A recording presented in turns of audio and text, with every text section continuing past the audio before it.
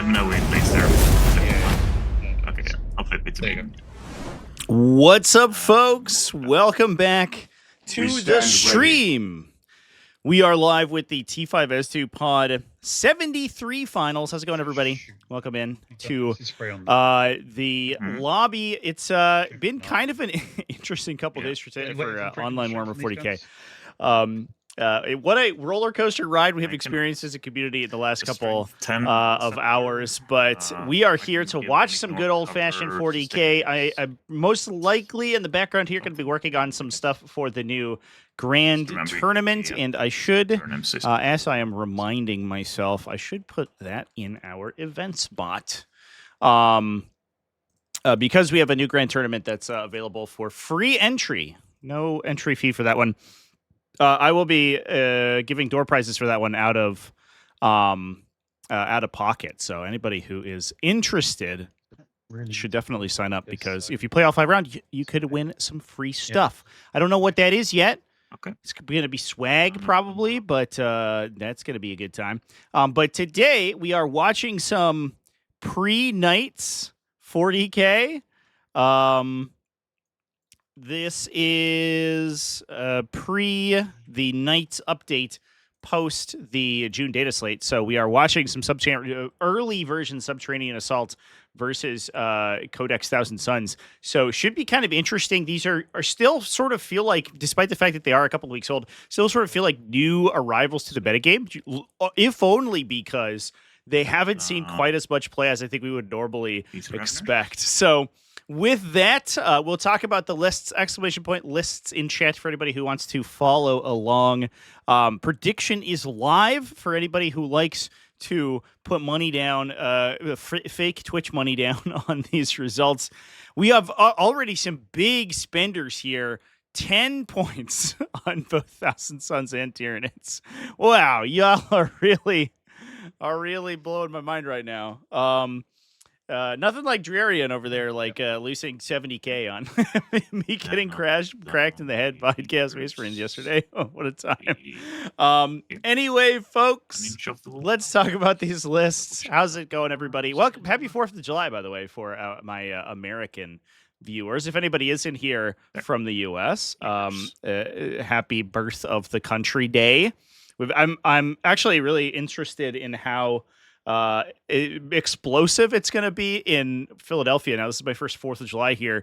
We used to run a bunch of fireworks in Lynn, which was pretty wild, but I imagine that this is a very patriotic city. We love America over here, and so I think people are going to go crazy. So I'm kind of curious. I'm probably going to go downtown after this and see how the festivities shake out. But anyway, let's talk about some lists. Let's start by talking about Thousand Suns. So we've seen Thousand Suns a couple times on the stream, and so I don't know if this is going to really shock anyone. We've got Wolf over here, a.k.a. Luke Harris from Mind Goblins, who is rocking these Thousand Suns. He has mentioned in our little pregame discussion that he did feel like he would change his list a little bit. Now with practice, obviously. For those who don't know, these events do take a couple of weeks to resolve, so sometimes players' sort of preferences change as they go. But as it stands, we are running a Grand Coven, so this is kind of the update of the indexed attachments, the Cult of Magic. Gives you access to the full hit and wound reroll with psychic weapons in shooting stratagem. It gives you access to Destined by Fate, so 0 out damage. It gives you access to their kind of like Ape of Combat doctrines, where you're going to be able to gain devastating wounds, +1 to wound, extended range on your psychic weapons once per game for army-wide. You can also pay a CP to just grant it to those units. We're rocking Magnus the Red, the Great Man himself, alongside 3 Exalted Disc Sorcerers. So these guys are going to be jumping into these Zangor Enlightened units, giving them a lone operative, 18-inch lone operative effect, so untargetability outside 18 inches, which makes them pretty good at actually holding down table space and interacting with your opponent in a way that's repeatable. One thing that Thousand Suns units don't often do is get up close and personal with the target, kill it, and then also survive the ordeal, because they are not very difficult to kill. However, that said, the Enlightened can actually push out and attack without having to be worried about necessarily being immediately counterpunched into oblivion. We have 2 units of Rubric Marines to attach into 2 Infernal Masters. One of them has the Umbralific Crystal, so he can teleport. The other one with Eldritch Vortex, so +1 strength and damage. And then from there, 10 Zangors and 3 Vitalic Vortex Beasts, 1 unit of 2 Chaos Spawn. That's the whole list. Pretty straightforward. Mostly putting a lot of emphasis on the 3 Vortex Beasts, the 18 Zangor Enlightened, and the 2 units of Rubrics. Obviously, Magnus is in there too, but that is like where most of the work out of this army is going to be coming. So pretty interesting to see a very Mutalith-heavy version of this detachment being constructed. Oftentimes we will see Mutaliths like inside a Warp Meld Pact being played this heavily. I don't know if I've seen them actually in Grand Coven being played so much because they don't have very much synergy with the detachment itself. However, they are just a very good unit, and they can buff your sorceries. So we can get, if we empower Magnus's sorcery, or we channel it, for the extra casting dice, Magnus can actually be casting at 3d6 +3. So the chances he gets high dice results off is very high. And then he also, you have a stratagem to reroll that result thanks to Grand Coven. So the casting in this attachment is actually very reliable, which should be pretty interesting. So let's do it. Excited to see how buggies do. I know it's going to be cool to see them on the battlefield. Bobby Soto reporting in. What's up, dude? Yeah, not it. Over in OBX. Oh, where's OBX? I don't know where that is. Tourist overrun, and it is indeed America's birthday. Hell yeah, dude. It's awesome to see you in the chat, by the way, man. It's been a long time. I hope. Are you going to be at ATC? Because I hope to see you there if you are. Let's talk about this Tyranid list. So we haven't seen this one quite as much on the stream. Not as much discourse about them. Obviously, it kind of like blew up the channel when it released, and then I think Knights took the wind out of all the Tyranid player sales, which is definitely unfortunate. So this is a Darren over here. He's normally kind of an Adeptus Mechanicus faction specialist, but he's been rocking a bunch of different armies more recently, and I think just basically learning everything in the game that he can. And he's rocking Tyranids for this one. This is a Subterranean Assault, so the Tyranid detachment we're going to be able to put stuff into reserve, build tunnels to then bring that stuff out of reserve, and get close range deep strikes onto the opponent's units, which is pretty spooky. Now, the detachment also grants you a baseline reroll once to hit, so worst case scenario, we're just going to be getting those nice hit rerolls army-wide, which can definitely help quite a bit. So we're taking the Death Leaper as well as the Swarm Lord. So Swarm Lord has an interesting synergy with this detachment because, while he doesn't give you free stratagems for pickups, which you will often get off of the Hive Tyrant, the Hive Tyrant, in terms of army support, like specifically, is a little bit more efficient. Standard Hive Tyrant also grants you these lethal hits aura for all of these ranged attacks that we're going to be taking. So there's definitely a case to be made for the Hive Tyrant, but the benefit that Swarm Lord has is, A, he hits way harder. And with reroll ones to hit, the higher volume 2 weapon skill characters are actually really effective. So Swarmlord over here, he's coming in at 2 weapon skill, strength 10 thanks to the Synaph buff, plus Twin Linked. So he has 8 attacks with effectively full hit and wound rerolls, which is pretty reliable. On top of that, he also has a CP tax aura, so he's going to be able to tax opponent stratagems. And the downside, or the upside, is that you can sort of yeet him directly into your opponent's army. One thing that this detachment typically wants to do is it wants to set up for a turn where it's going to then just throw so much stuff. Hey, Tenoris, thank you for the follow. It's going to throw its whole army into the opponent's deployment zone, essentially, into the face of the opponent, and construct a situation where it overloads your capacity to deal with it. Swarmlord makes that game plan much more difficult. No way of attacking that. Dusky Monkey Games, thank you for the follow as well. Because the turn that you are sending your army into your opponent's army, you can also deliver Swarmlord thanks to either teleporting him through tunnels or placing him into reserve and then bringing him out of tunnels. You can get him into melee. You can hit something with that really reliable weapon profile. And then you can also broadcast that command point tax aura on the opponent's army. It also makes things like interrupts much more difficult to get reliably because he can tax those as well. So you can engage many more units with your big monsters. There's a huge benefit to taking Swarmlord in those matchups where your opponent is going to try to use defensive stratagems to defeat you. OBX is Outer Banks in Carolinas. Oh, okay. Well, I didn't know that. I'm not sure. That's good to know, I guess. That does make sense, though. It's not being from that area, I guess I just don't know all the cool abbreviations. So we are off to the races. Looks like Luke here going first, Wolf on the blue side of the table, and able to push out onto these expansion objectives.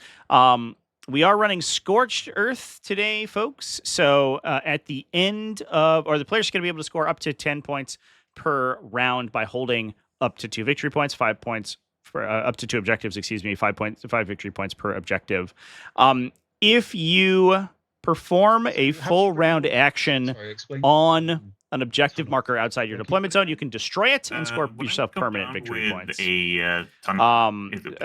5 victory points for a and then from there I can come down within 9 for a no man's land objective, 10 victory points for your opponent's own objective. This typically tends to favor the player going second. It's going to require some aggressive play out of Luke here in the early game to try to run up the score. The downside is that I think that the Subterranean Assault has the potential to punish very aggressive play, because if you overextend into it, either it can peel away your utility units, your screening units, and construct good drops for itself on a future turn, or it can just hammer its whole army into you if you don't have appropriate screens. I'm a little bit worried about the Thousand Suns Capacity 2 screen here. I think one thing that they may have to do, and I actually wonder if there was a consideration to, in fact, not attach any of these disc sorcerers to their attached units, because then we can play a little bit more aggressively with those Zangor Shamans without necessarily giving up a sorcerer as well. But he's gonna have to try to build a situation where he can sort of screen out for 2-ish rounds and hold down these objectives and not allow the Tyranid monsters to get in. So we'll see. No worries. Oh, right, Magnus. Never mind. 12-inch, yes. Sadly for Mr. Swarmlord, Thousand Suns uses spells instead of strats. Yeah, that's true. They do use a reasonable number of stratagems. They use their reroll strats on their sorcerers. The damage blank is going to be a big deal because most of the multi-damage here is coming out of the big monsters, the big melee monsters, so that is going to be relevant as well, potentially. It's rare that you're not like you have 0 stratagem dependency, generally speaking. You should be able to hear them a little bit in the background. I have it so it ducks their audio, so it brings their audio low if I'm talking. But you should be able to hear them regardless. I did have them a little high earlier, so I actually reduced their volume, but I think I'm gonna end up putting it back up. Nightmare. As we move on into the gameplay section of the video.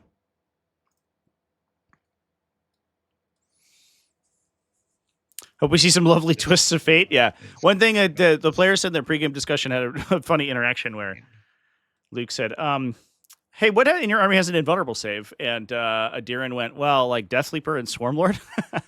And he went, okay.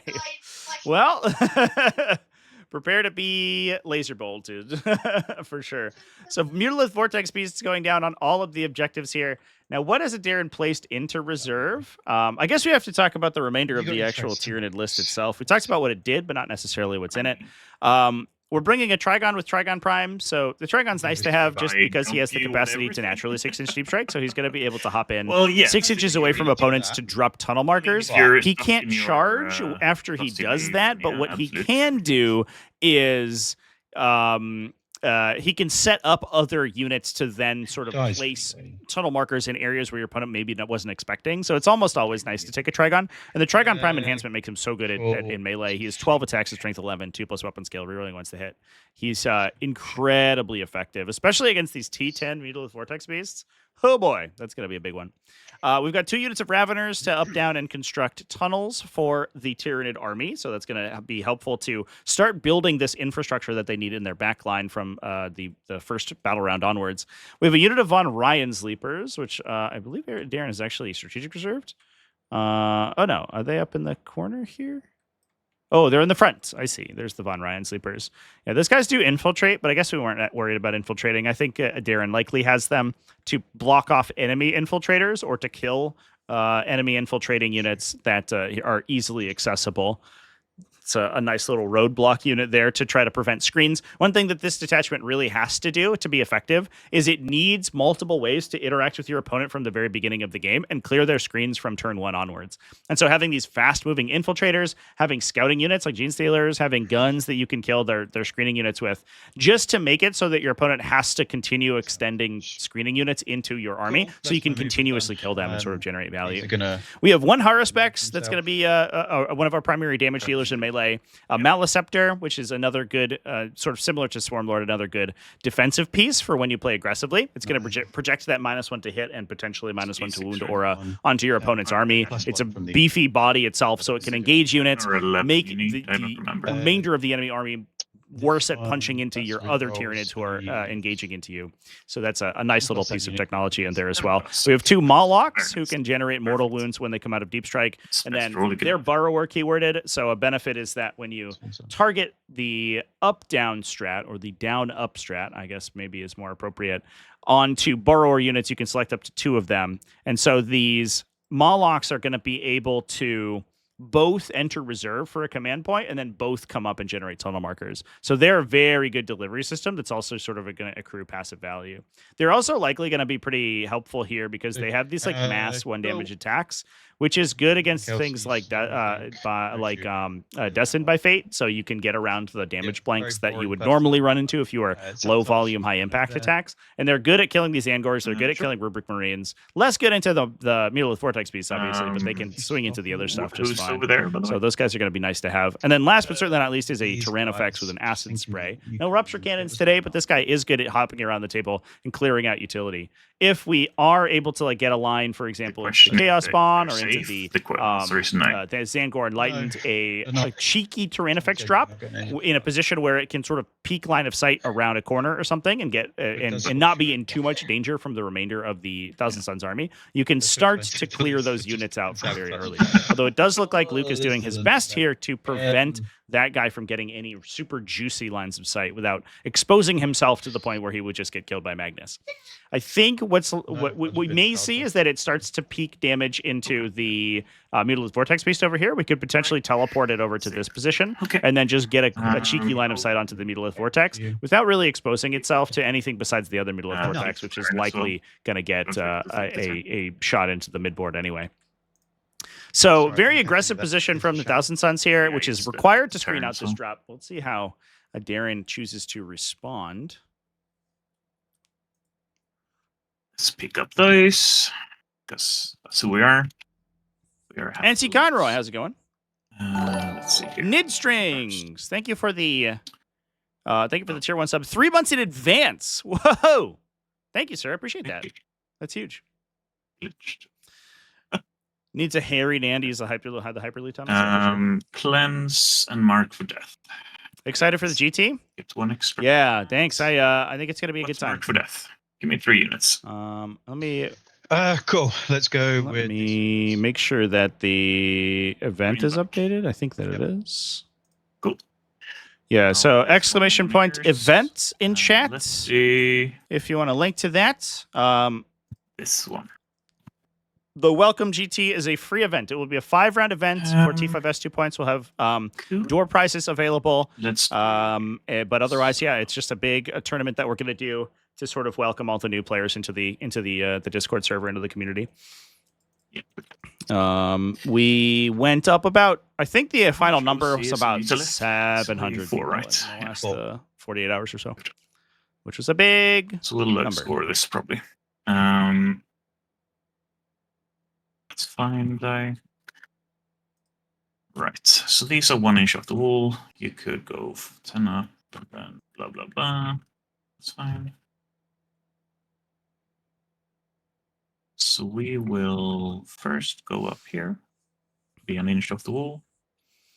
Yeah, the main TTS server got nuked from orbit, so a lot of people sort of jumped ship And a couple servers have been set up to try to replace it. I think the community is kind of fractured a little bit, but I'm sure it'll sort of re-solidify. Give it a couple weeks. Move this. Definitely a shakeup, but definitely not something that that communities have not recovered from in the past. I think the one thing it may do is if you were not an active like participant and you come back at some point and you go like, oh, I'm going to go back to the TTS server to try to like find out what I'm doing, and it's just gone. I think that might hamper your ability to kind of like reorient into the game. Try and stop it. So interesting interaction I think is about to happen here. Darren looks like he's playing very cagey. He has put the Molochs and the Ravagers into reserve. He doesn't really have a huge incentive to replace those into an aggressive spot. He might just use them to start dumping mortal wounds onto this Vortex Beast that's over on the side over here, and then construct tunnel markers in his back line. But Luke is on all the center objectives, and he is not... he's not going to score that much. So currently, he's only holding up basically a 10-point primary turn. So Darren has very little incentive to play overly aggressive into this opener. He's not required to move out and contest all these objectives because Luke was likely going to score 10 victory points anyway. The one thing it does do is it like allows the Thousand Suns to push forward and to screen really heavily for round 2. Let's advance in your but that's about it. It looks like we're lining up a shot onto this Vortex Beast on the side here. This is a nice little line of sight that we get down this line onto that guy where there's very little way that the Exocrine can be punished for that attack. The only thing we could do, and the thing that Darren, I think, needs to keep in mind, and it looks like he is trying to screen that out here, is a potential Umbralific Crystal into this area on the top of the next turn. So, for example, if the unit with the crystal is able to up down, it can pop over here somewhere and then use a Temporal Search to move to try to get line of sight to that Exocrine, which is, I believe, currently on this objective marker. So that would give them wound re-rolls. If you turn on Devastating Wounds or +1 to wound, that could potentially knock out the Exocrine early, which would be an unfortunate loss for the Tyranids. It's fine. And then the fun starts, I guess. Oh, wait, sorry, this guy. So he's going to go here. Yeah, there's a new main one, I know. They actually... here. There was a sort of a community convened of all the creators and mod authors that sort of voted to actually transform that server. It was a modding server previously, but it's been turned into a new kind of like main community hub. They consulted me on that one, which I thought was cool, and I'm a moderator over there, so I've been helping them set up some of their server tools and regulations and stuff. But yeah, that one should be good. I know that the original community organizer. Whoa, this is aggressive. Hello.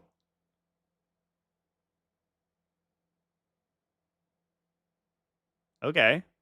Say hello. The original community organizer has rebuilt his Discord server. So then, although I don't know like the actual exact details of the original server being deleted. I think that it's we'll see how long that one lasts. If he's got some sort of like platform, strike against him or something. I don't know. It's an open question. It'll be the Chaos Balls. So Mala coming down out of Deep Strike to pulse its mortal wounds onto everything, push right up in the center of the battlefield, so he's just going to be attacked. But I think what that does do is it sort of prevents this Mutalith from maybe pushing into... and then coherency's and then right now. We'll see how we feel about that one. Pushing into like this backline area. Little Sangor boys, they take 2 mortal wounds. So 1 enlightened dies over here.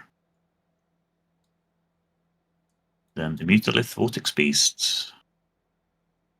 D3. 1 mortal wound. Is the water.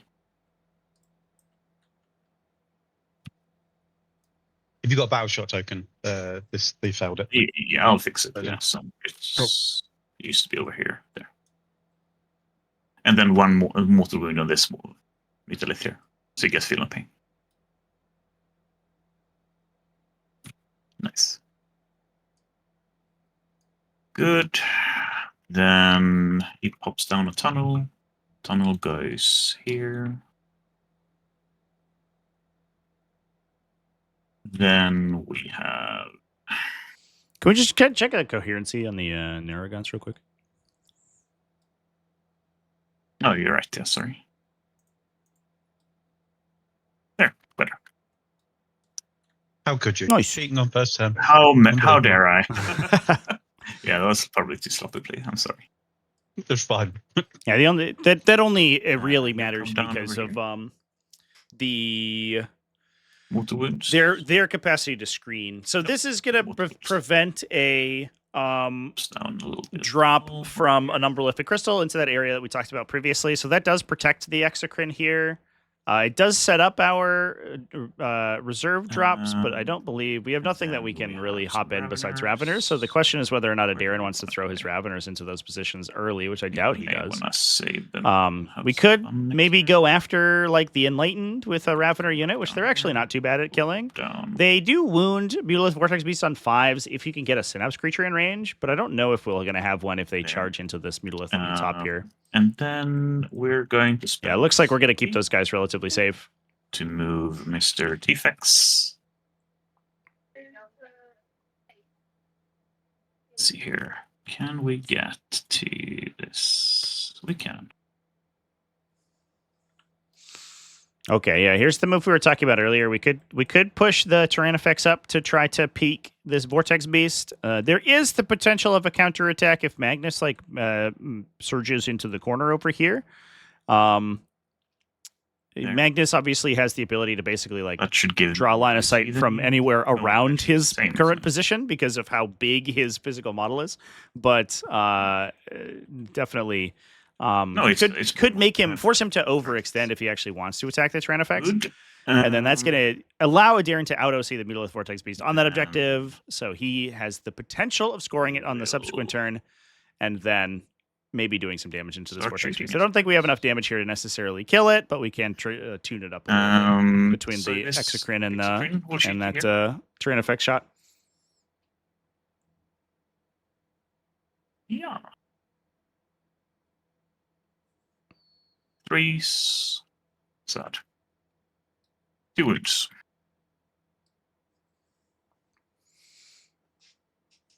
Three damage. How much?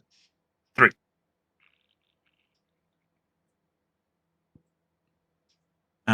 We will then go ahead and torch. Bodocles, Shoot. curious, what's the way to beat Berserker, Warband, World Eaters? Everything goes there. Um, Actually, the stinger. I mean, it depends on a lot. You have to be able to So, interact with stinger. them in multiple phases. So having like fast units 5. that can stop them from locking their objectives is a big deal. 24 up. One thing that they can do is just like play hyper aggressively into you and lock the objectives. And if you play too defensively, then you just lose. So you need to be able to like punish if the berserkers push, and then you also need to be able to like clip their a lot of their stuff in shooting. One takes a wound. Got to learn how to build the circles around the models. Maybe somebody should make a cool video about how to do that. 9-inch charge here. Or maybe they already did, and I can link it to you. Give me a sec. Yep.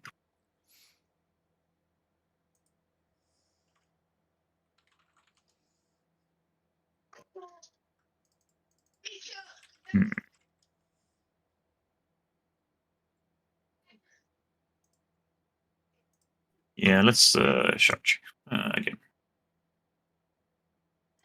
Here you go, chat. He stays there. That's fine.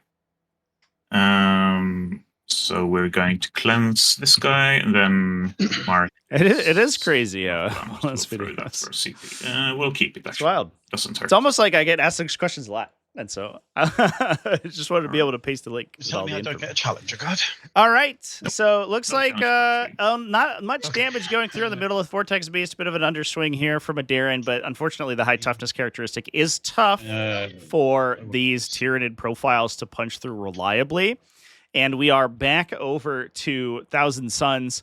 I'm interested about this Moloch play because the tunnel marker that it's created is very easy to destroy, right? All you have to do is move within 3 inches. However, I think part of the impetus here, Crispy, thank you for the follow. Appreciate that. Welcome in. Crispy, or I got your username on my brain now. One of the things that it might force Luke, the Thousand Suns player here, to do is overextend into killing it. If Darren can set up a situation where he can force the Rubric Brains to expose themselves too early or push the Vortex Beasts into the center, he might be able to construct a situation where he can counterattack in like a big way. This Tyranid army, oftentimes what it wants you to do is Your reactive moves. push forward with its heavy stuff so that you can counterattack with your whole army into them. It's like basically it's a real Sun Tzu kind of playing a game. You concentrate like the maximum amount of your force on your opponent's weakest point effectively. And because of the mobility that Subterranean Assault gives you, you almost always have the opportunity to do that. So I think Darren may be trying to set up a situation here where maybe he can get 2 Vortex Beasts or something to overcommit. Although he doesn't right now, assuming that Luke does not overscreen and move out of the center of his screen, because one thing that could potentially happen is that if you open up a hole in the middle of your screens, so for example, if the Zangor Enlightened in the center here moved too far forward into this position to like start to get attacks onto this objective, you could create, there could be a situation constructed where there is an open zone in here. You place a Trigon inside that area, even if it's being 9-inch screened, as long as you have the 6-inch space open to be 6 inches away from enemies, the Trigon can appear. It can't charge, but it can shoot. And then it can construct a tunnel marker, and you can start to chain additional tunnel markers off of that to put more of your army in that position. So that's one thing that the Thousand Suns are going to have to play around at this time. But as long as Luke doesn't do that, we can play a little fast and loose with Magnus right now. Nothing is really threatening Magnus besides Exocrines, maybe. And so he could peek out and actually just like vaporize this Moloch from this current position and then not really like push too far forward. Anyway. The Vortex Beast took 4. It wasn't very good. I think it took 1 from the Moloch. Yeah. But then the Tyrannifex and the Exocrine are both wounding on 5s. We don't have a Hive Tyrant for lethal hits. Okay. So they're just like slinging shots and hoping for the best, essentially. That's definitely an underswing, but 4 is not like an unheard of amount of damage there. 1 arrow and the whole army appears. Yeah, exactly. Yeah, you're like on a knife's edge the entire time for sure. Close, but no cigar. Less Master Bio. Yeah, it's going to be time. Learned a lot already. Done your very first match on Tabletop Simulator. That's awesome, dude. I hope you had a good time. And I hope you're ready for many more. Yeah, it's acid spray on the Tyrannifex. Which I actually, it's a piece of technology I really like. The interesting thing about it is that you can up down or you can tunnel network it around the battlefield and get. There's an interesting geometric thing that happens that I don't think a lot of players really consider, and this is a really interesting thing about Warhammer 40K. At playing on the tabletop, because one thing that you can do is like you can math out a lot of your average damage into stuff, but it's hard to visualize exactly how easy it is to set up those units. The Acid Spray Tyrannifex represents a lot of infantry killing firepower, especially like utility unit killing firepower. If you give it Enfilading Fusillade, where it can come out of reserve and get ignore cover, it has a pretty good chance of knocking 5 Space Marines, which is a big deal with its gun. And it all comes out of a single entity. Okay. So what you could do is like if you can set up situations where you can tunnel network it to like this position and get 1 line of sight to 1 enemy model, for example, you have the potential to kill that entire unit. And for a very low exposure from yourself, right? The amount of space that your opponent can counterattack that Tyrannifex in, if you can set it up in those positions, is very small. You have the potential to clear entire screening units, and you need those pieces in Subterranean Assault. Because if you don't have the ability to clear screening units from turn 1 onwards, you're just going to get screened out by high volume armies. And so this guy's able to just port around the table and slowly attrition down those units. Now, obviously, this Thousand Suns list doesn't have units like that, besides the Zangors, maybe. Which means that Darren's just going to use it as this big resilient boat of objective control characteristic to take objectives, which is a totally fine. It's a difficult unit to kill to begin with. I don't even know if Magnus is going to do it. Magnus almost certainly won't do it by himself. Magnus plus the Vortex Beast might do it, but there is the potential that the Vortex Beast flubs its cannon shot. And honestly, Adarin's going to save his ablative plating for that So I can put the Mutilith's big laser shot, which means it's actually kind of unlikely that it dies here unless we get some like work done from the Zangor Enlightened. But we'll see. That would help. Rerolls. Bimbo. It's not that acid fixes are bad. The meta doesn't currently suit them great. Yeah, I don't think you're wrong. I should mention that this game is being played on June update rules, not the Knights update. So this game is kind of in more of an MSU skewed meta. Currently, and I think that Darren and I, we had a conversation before the game started. Luke asked him how he felt about the subterranean assaults, and Darren said, "Hey man, every time if I play against anything but Knights, I feel pretty good." And I think that's like kind of how things are going. I would be curious to see whether he would play this if we were playing and with the most recent sort of format in mind. Cool. Right. I'm just going to leave Magnus there a second. Cards. Sure. Do you do any of your shenanigans start of the battle round? Yeah, I'm not going to do one. Okay.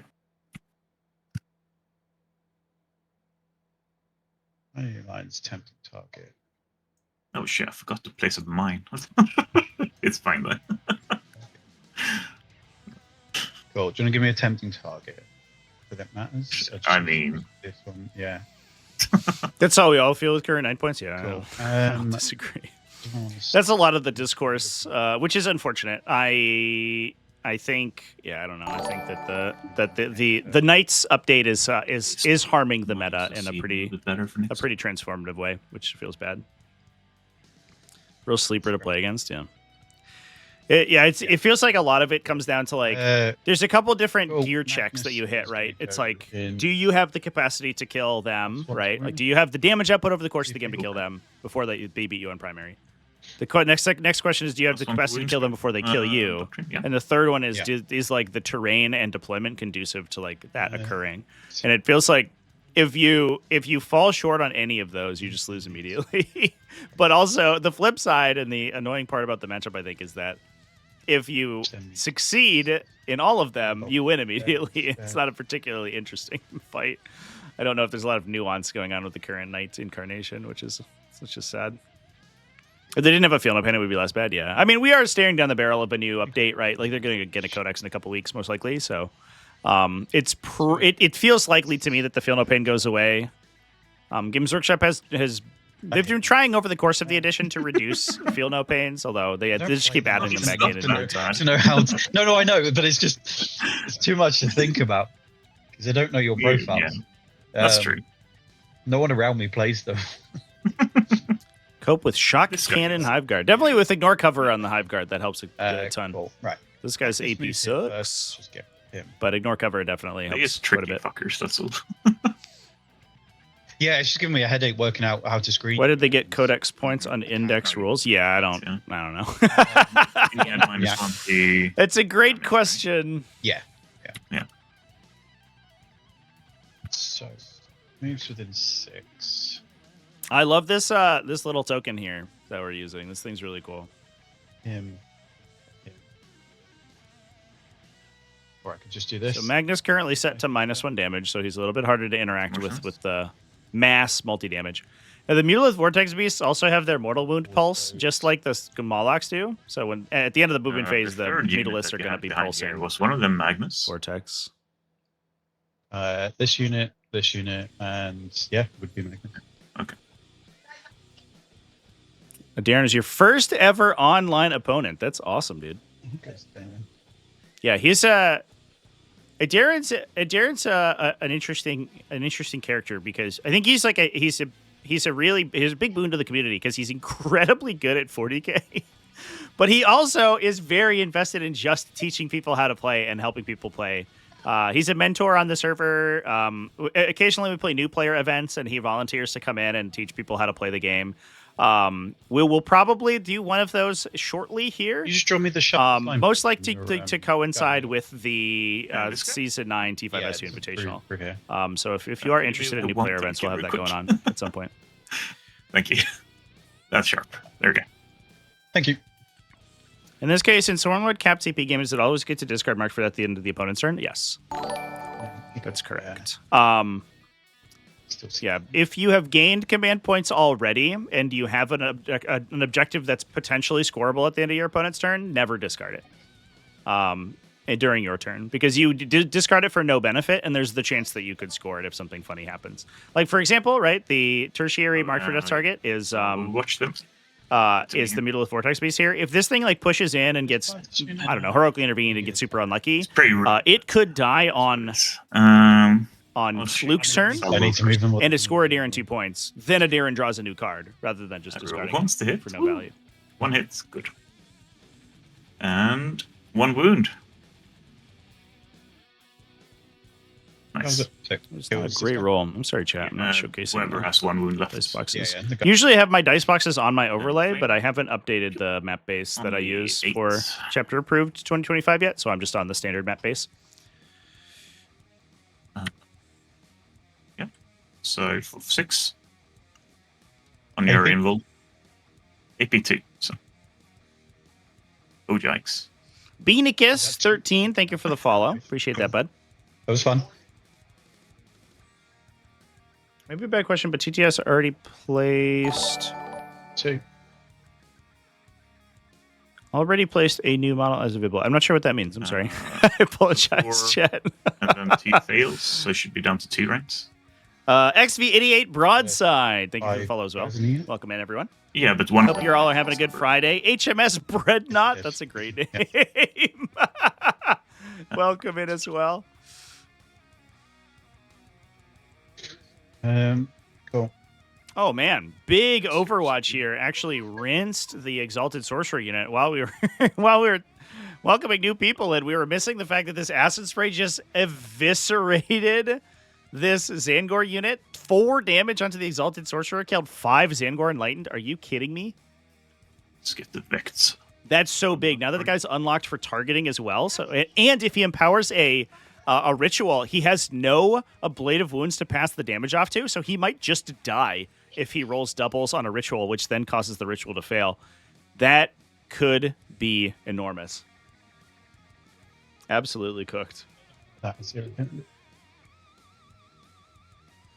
But don't kill it. You're not going to kill my Moloch, are you?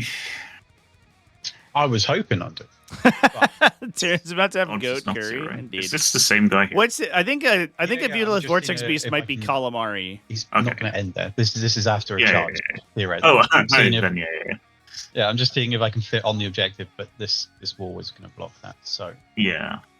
not going to happen. I mean, if you kill him. If yeah. Yeah. Then you get to be on there.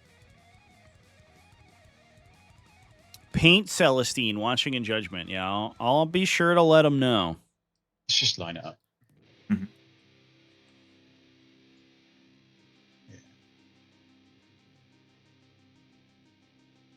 So I don't know if a Darren's game plan Okay. involves doing a murder on Magnus, because there's a not unreasonable chance that Magnus Then this one. could get charged here. I guess based on where his stuff is going. With a unit in strategic reserve, this is the Eldritch Vortex unit, so the 2 damage guys. We could fill this space in with rubrics, but the downside is that the rubrics won't have that much to do. I guess they could shoot the Moloch, which feels like kind of an overcommittal to a Moloch that's almost certainly going to die anyway, but we'll see. But that right now, because of that Overwatch and the fact that all these Zangors just disappeared, Darren has a really good spot to drop units in next to Magnus right here. Now, his army's not that great at attacking Magnus, but the last thing Magnus wants to do is get like stuck in melee with a Maliceptor for the next like eternity. So I don't know. I don't know if that's going to be the game plan. And we do have Psychic Dominion, I guess, a little bit idiosyncratically on the Thousand Sun side. So they're probably not taking damage from the Maliceptor's gun. but it will be able to just stab them. The AP is more important here.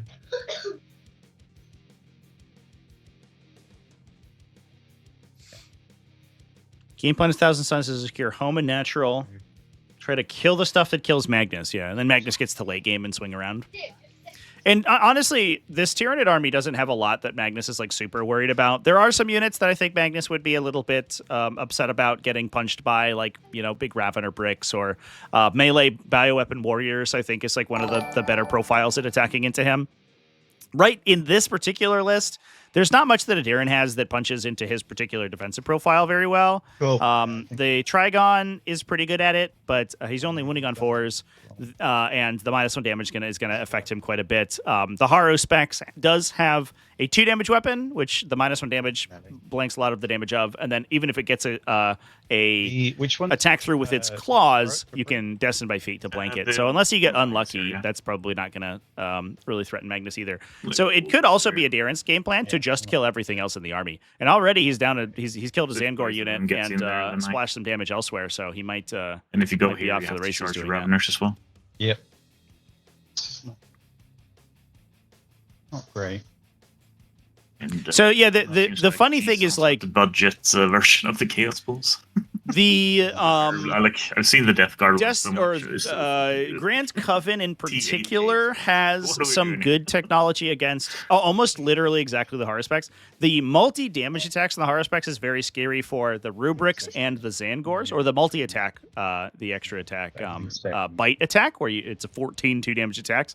That's very good for these little units, but unfortunately, because Magnus can just call Impossible Form and be -1 damage against non-psychic, that is gonna it halves the incoming damage from the Haruspecs. It's also not a great profile at attacking him to begin with, because it's winning on 5s and he's saving on 3s. So only about 1 in 9 of your successful hits is going to go through. So the average damage to Magnus is about 1. That's true. And then Grand Coven, because one of the reasons that Magnus is so good in this detachment is that when you fail a saving throw, you can spend a CP to turn it into 0 damage. So even if the big multi-damage bite attack that Magnus is actually scared of goes through, he can blank at least one of those, if any of them go through at all. You're the one. So this particular detachment has very good defensive technology for Magnus to not be worried about the Haruspecs. That said, the Haruspecs is absolutely lethal to almost anything else in the army. So if Adarin just wants to play where it's going to be trying to get around and get its attacks into some of these character units, the Rubric Marines, the Zangor Enlightened, that's really, I think, where he wants to be putting it. Magnus can smack all the units that are actually with a thought. Yeah, so the other thing that to consider with Magnus, and one thing that one downside of his profile is that he's actually doesn't deal very well with being engaged. So Magnus, he's only 7 attacks if he's swinging his big profile in melee. Yeah, no, I'm So like, so you're like calculating stuff. So he's probably good. I think on average he would probably get 12-ish damage through. So especially on the Maleceptor, who's very difficult to kill, he's almost certainly not going to one-shot it in one go. I think his average is maybe if it's 18 between things. Which means that the Maleceptor gets to pin him in melee for another turn. And while Magnus will kill it on the subsequent turn, it means that the most powerful and expensive unit in the Thousand Suns army isn't going anywhere for a turn unless he falls back, in which case he can't kill the Maleceptor because there's no way to fall back and operate normally in this whole detachment. So, assuming you can pin Magnus into melee for at least a turn, it dramatically reduces the amount of damage you can expect from him. And oftentimes you'll even see him get engaged by like 2 different Space Marine units, like 10 Space Marines, 2 units of 5. Magnus does not have a very good profile at killing both of them because his sweep doesn't hit for enough damage and he doesn't have enough attacks with his strike profile to do it, which means he's almost guaranteed to be engaged during his next movement phase. So he's just going to live there. He's going to stand there for a turn. The one way you can get out of that is by like Doom Bolting and then Temporal Searching him. But that only works if you have enough mortal wound output to kill the unit that you're doing, which is very rare. So that forces Magnus to then just stand there for a turn and not interact with the Tyranid army. So as long as you play your lines of sight well and you make sure that he can't move and see, or he can't see anybody after that, then you're good to go. Gonna try to put a lictor down here to That's fine. clip the sorcerer. It looks like maybe It is. get a command Okay. point, cheeky little command point. Although you've already gained rapid command points design from there. Swarmlord, so I guess it doesn't matter. For free. Because that's what I played a game a little while ago, chat, where I pinned Magnus with Aiden Cursor Squad and 2 units of hunting wolves, and he didn't have enough attacks to kill them, so he had to stand for a turn and do nothing. He killed them the next turn, but it didn't matter at that point because he wasn't like active in the game. Okay. Over to you. Yeah, I'll do movement on these. On who? On these guys. Oh, sorry. Yeah, you can do that first. I thought it was rapid No, English. it's my spell, so yours is first. Oh, your spell. Yeah. Extra movement there. Yeah. Okay. Yeah, that's start of shooting phase. I'll work this out properly. 'Cause I guess the reroll go there now. So 80. Let's double check something here, though. Stretch reserves. Boom, Maybe I can't do this actually. I was just sitting reading on 39k here. I don't think I can wrap it in tunnels or anything like that. It's a good question. Is tunnels locked to your phase? You're fine. Fine. Yeah.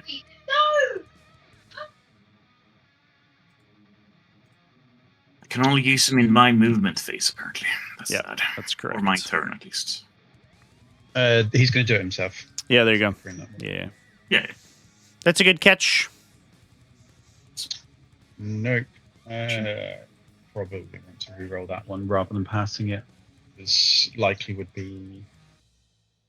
Which of the Tyranids can use the tunnels? So, any unit can use the tunnels to arrive. So, there's several ways that Tyranids can do it. If you are in reserve, or there's a stratagem to place units into reserve, you can arrive from tunnels, regardless of what kind of reserve you're in. So if you're deep striking, strategic reserve, that doesn't matter. You can always use the tunnels to arrive. So I think it's to the unit. There's also a stratagem at the end of the movement phase to it's good for pull a unit into one tunnel and then bring them out of a second tunnel. That's called tunnel network. So it's the cycle. any unit in the army can reposition using the tunnels. Only units with the burrower keyword, which are the snakes, the big snakes. So that's these Raveners, the Raveners over in the corner here, as well as the 2 Molochs and the Trigon. Those are the only units that can build the tunnels. Very nice. But anything in the army, including these Exocrines, the little Lictors, the Maliceptor, all this big stuff can use them to arrive and then charge really easily. It's a very weird detachment ability. It's cool when you play with it, but definitely it's hard to get your head around when you are playing against it. I need to remember that. Get my own reinforcement shit.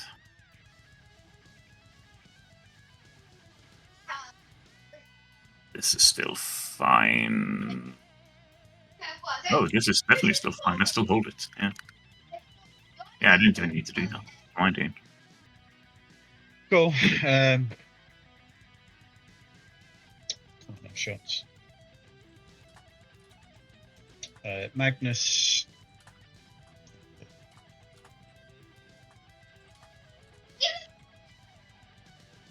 Mercy.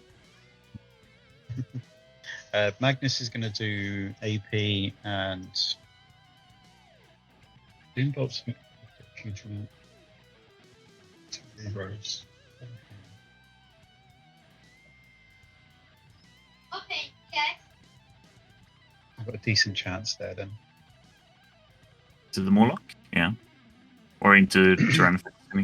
Yeah, I'm trying to work out which way whether I want the rerolls. Ah. I think rerolls there, AP into this because you're going to blank damage. I might. I can do some. Yeah, Magnus is going to do AP and then start with this one if it doesn't go off. Ship 55-6. Oh God. Looking for somebody who streams TTS like this. Never found one. I was aware of YouTube video guides. Came to the Discord versus the big refugee crisis. Yep. Yeah, I've been here for ages. This is where I stream all my gameplay as well as commentary for finals games for the events that we run over in the server and many other servers. I also commentate the finals games for them as well. So if you like 40K on Tabletop Simulator, come hang out over on the Twitch here. Exclamation point replays as well if you're looking for battle Gonna be the reports. boat where you tell me if you made it. So I'm not sure. That's where all of my Twitch VODs end up. 5, so over there as well. Yeah. But I need a 10 for 4 rerolls. The issue is, if I chuck a dice in Yeah. and I get a double, Yeah. like D3 mortal wounds, and then he might die. And then the spell doesn't go off. Yeah, the that's fact not good. Yeah.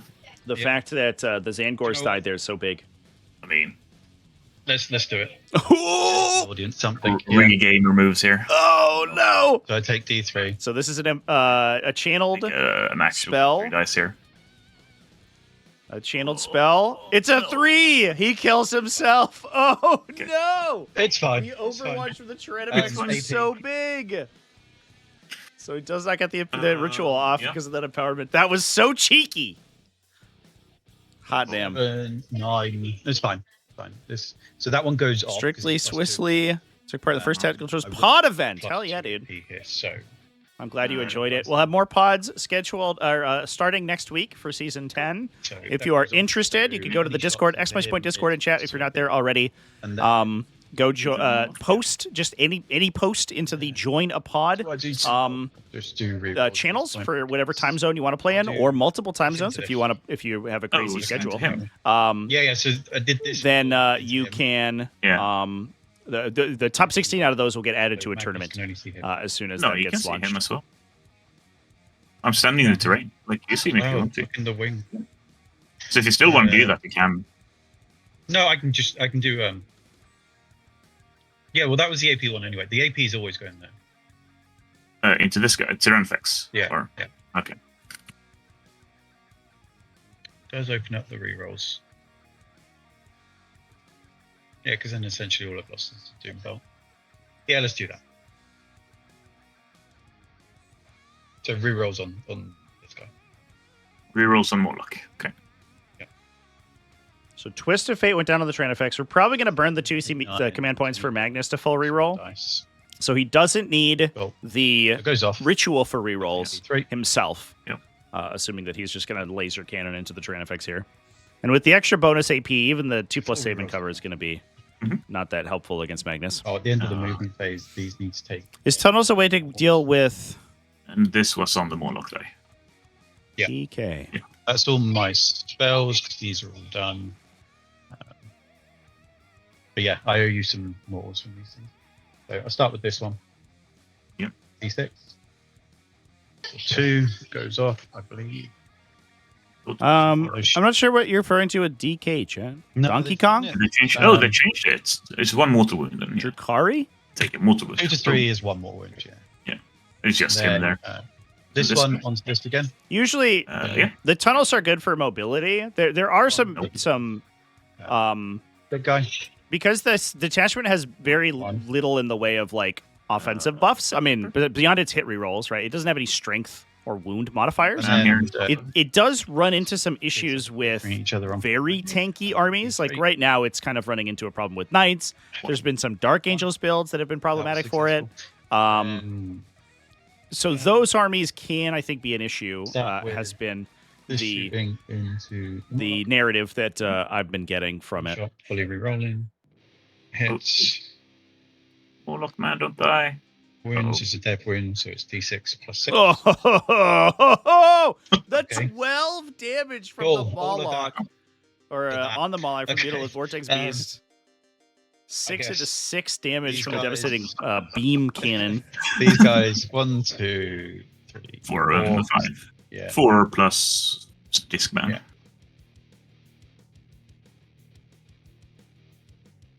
So normal bows. Rerolling. So 4 lethals, I guess. Yeah. Okay. Looks bad. It I think does. that's a dead guy. then this guy will go into Tyranids. The other guy, yeah. Yeah, hits. Wounds minus From 5. this monolith. Yeah, I think I'll go ahead and blank that. Sorry. All right. Yep. Yeah, there goes the ablative This plating. one will do it. Oh, that was the first vortex beast in the end here. Oh, this guy. This one, and Yeah. then now this one. He doesn't win that. That doesn't wound. Well, Disgusting. All three Okay. got to fire their think I need lasers. to. Oh boy. Everything else is gone. Yeah, let's do it. The wounding on a 3, right? We command reroll the wound roll. Interesting. I guess it will just go through. Got 1 save. Yeah, that's actually might be higher value than Magnus. Oh. Magnus's rerolls here. Fully in, so you get Fascinating. Goes through.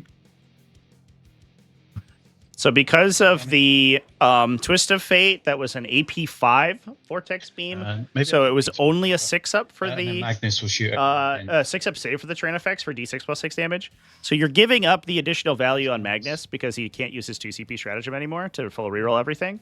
But you're very close to guaranteeing yourself between 7 and 12 damage on that thing, which is probably a higher value than Magnus's rerolls. But he's plus obviously, we'll see how he actually ends up rolling out. Yes. So 2 wounds. 5s. No, Oh, this sorry. is All right, yeah. So 1. Oh, wait. Oh, this was a small one, right there? this is the strength 11 one, so it'd be winning Oh, it's the 5 one, down to yeah. 4s. Plan is just sending Mutilate Vortex Beasts to people? Yeah. I mean, I think that Mutilate Vortex Beasts are... The if you had So 5 up. sendable units in 40k, Vortex Beasts are definitely the thing. Please don't die. They have an aura that requires that, or that and then D6. incentivizes them to run up close to the majority of your opponent's army, plus a bunch of guns that are very good at close range, I think plus a strong melee profile. It's just a unit that you want to Breaking just like melee, maybe. into the middle of your opponent's team. 2s. String. 6 is 6 is down. Sixes here. 5s. 5s, yeah. None. Cool. Charge. It's fine. Mhm. Could be this side. You heroic. Yeah, it's fine. Do I then put some forward pressure? I made this mistake against Trevi. I pushed his home and I regretted it. Do I do the same here? Because I locked down. Yeah, Luke and I did play recently, actually. Yeah. He made a push with Magnus. Is that safe? I believe that was actually the Sure. game where I engaged him with Don't hunting ask. wolves. Like 6 up. And there's 10 in he the just unit. moved onto my home objective 11. to take it, but 11. didn't do anything, and then I Okay. just killed him. And I was able to win in the late game, so... That was a good game, actually. That was really close. I thought I was getting my crap pushed in, but man, I would. Iron Priested, surely not Predator towards the front Annihilators either. are a hell of a drug. 6 last cannon shots out of each of those things is pretty wild. 15 attacks. How do you load the cool GW maps onto save Hutber? Or If is you it load a real map, it's the badly? plain one from the card decks. Yeah. So here's, I'll give you a quick tutorial, a live tutorial chat. You ready? Which I don't mind. If And I what go have my you got? top menu here, so if you Lost. go to these Okay. maps are all linked to the Uh, Discord, my maps. Some things might come in. If you next subscribe to them, you'll be able to find them on your workshop tab here. So Yeah. go load up your map base, go to workshop, and then for each whichever map you want to load, just click this little Well, drop down menu and let's click start with additive this. load. That will add it on top of whatever map base you're playing, Let's go. and then you can just play with it normally. Cool. So you make it. Those aren't yet on the Maybe to the end of the turn, or TTS40K shooting things. website, but they should be soon. Actually, no. I unfortunately have just had Keep saying so many that. other things crop up in the last couple of days that I haven't had a chance to update that website with all the season 10 stuff yet. I feel like it'd be fun. But there you go, chat. But Yeah, I'm end of phase. Hopefully that helps. Not sure. It's only end of phase. That's fine. What I've got to do. Like, Would be a little bit wild otherwise.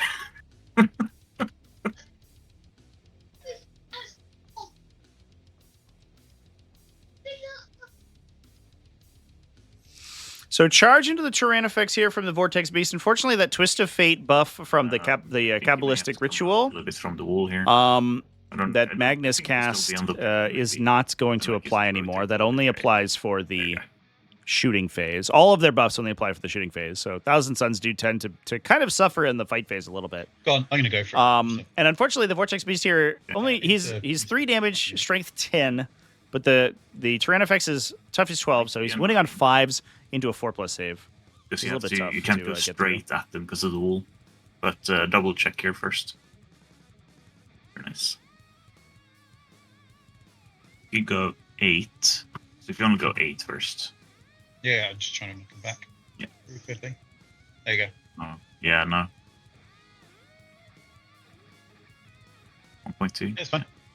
Ooh, barely failed a charge onto the Neurogons there. A pickup on those Neurogons would have been really nice. Cool. I'll just roll this one. 5 attacks. That's going to be a relevant scenario unit, I think, moving on here. And is, I think, probably going to be important for Darren to screen out the Umbralific Crystal on the subsequent turn. I'm sorry. It's cool. That was worth it. Get him, Tyrannifex. Do a murder. Yeah. 4 attacks. Regular upper map. Sorry? GW layout 1, 2 middle L's are missing the little 2-inch wall spots. Yeah, I know that there's a bunch of issues with the upper maps. That's why we don't use them for internal server. 1 wound, no AP. But also, I like these ones. Actually, you're not 1 damage. No, they've got 4 up. So Yeah. Okay. Cool. Take another one. Big stompy bug. All right, let's score you. Cards? Tempting target, I don't get. Behind enemy lines, I don't get. Cool. This is going extremely You did well. get 10 points though. Yeah. All right, over to me. Can't lift Moloch, no CP. Then we have some Ravi boys. Jesus Christ, that was terrifying when you're hitting the Fex man. He still has a job. Okay. Now, an interesting little idiosyncrasy of this detachment is that the tunnel network stratagem that allows units to enter a tunnel and then arrive from a different tunnel at the end of your movement phase can do so. Better. Okay. First of all, I believe it does so after rapid ingresses occur, or it can if you desire to sequence it that way, which could allow you to respond to opposing rapid ingresses, which is pretty well. I'm going to verify that real quick. I believe that's the timing.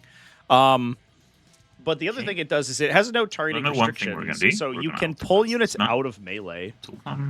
So we could potentially jump the Tyrannifex into a tunnel out of melee with the Mutilate Vortex Beast and then just hop it 6 inches away out of a different tunnel in order to shoot it. I forgot the secondary ability of their data sheet. What's the secondary ability? I think you have to take a battle shock test. Each enemy within range of this ability must then take a battle shock test, so it would have an impact on the game. Okay. So on the for tempting, you mean, or? Yeah. Yeah. So I'll roll what's important here. The Tyrannifex. It's literally only him. Yeah. Yeah. He does fail, so you do get the tempting. Cool. Yeah, so you can take 4. Looks like we're auto passing to retain control of that objective for Darren, so he's going to score his 10 victory points at the start there, but that would score, the secondary objective for Luke here. Get rid of anything. Denial. Yeah, tunnel network is end of your movement phase, so it's a simultaneous effect with rapid ingress. So you and your opponent both decide whether or not you're going to do those things, and then you decide the order in which they happen. There are some instances in which you would want to allow, you would want to tunnel network first, because then you could move to screen rapid ingress. The other thing is that if your opponent rapid ingresses, you could reposition a unit to shoot them. And we're so this subterranean assault is incredible control over the with everything we got, the reinforcements phase of the game. And flaming then. Yeah. Okay. I might have a plan. We'll see if it's good. Cool, because I don't. Okay, good. I don't think this is a good plan, so let's see here. We'll start off by you don't fly. That is a big thing. Do we advance Mr. Nurgaunt, man? Yes. Yes, we do. Miragons. Dashing across the board. 11. You just need to move back if you don't want to trigger the reactor. Reactive maybe, right, yeah. It's like this, right? There we go.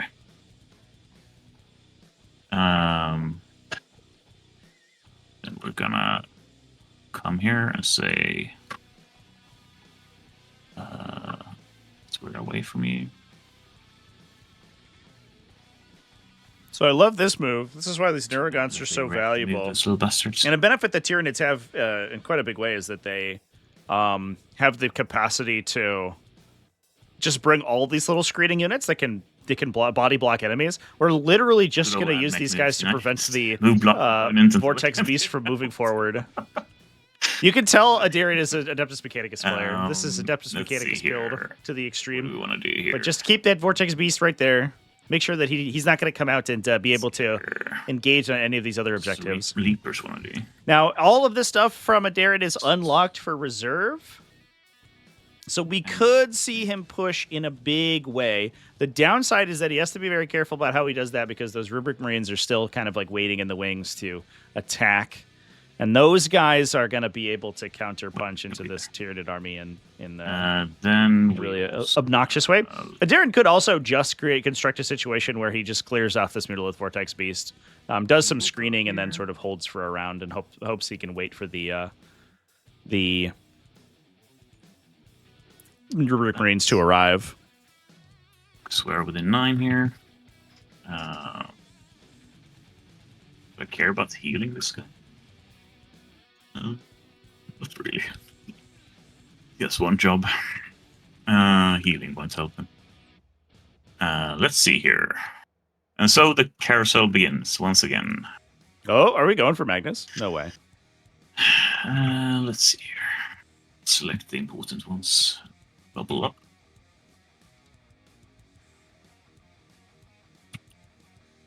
Which way are we going? Like, going this way after? Healing. Oh, could you some cheeky shots? It's a little bit fucky, but let's see. Because he's within the tunnel.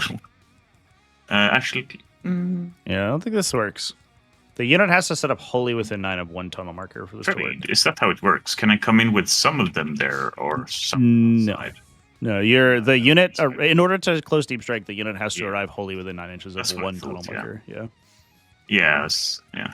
It's not like Shadow of Chaos where you can use like multiple sources to like branch it. Yeah. Yeah. Too cheeky. We'll calm down a little bit here. Yeah. Got to do a normal Deep Strike there to construct a tunnel. All right. Are we just gonna pile into Magnus and hope for the best? There. This could be a play to maybe try to make something happen here, or are we just gonna pin him with a Maleceptor? Yeah, that also works. As we talked about before, Magnus is kind of bad at killing a Maleceptor, and if you can keep him there and engage it on this Vortex Beast, kill the Vortex Beast, pin another Vortex Beast, and then hold for a turn, then you don't take much damage on the subsequent turn, and then you can try to counterattack this in the future. Although you are sort of trading down here because the Raveners are also being committed. Now we're in. We're all in. Let's go. Let's go. This one the hard way. Got a big battle. Goes like this, and then it's thoughts on the new Tyranid Raveners with HQ. They're interesting. I think that the hyper adapted are maybe a little too expensive for what they do, in my opinion, by a little bit. They feel like they will trade down in most situations. Can they not? However, I think they're really good for Vanguard Onslaught. One thing that Vanguard Onslaught had was a lot of speed, but not a lot of like ability to actually coming down.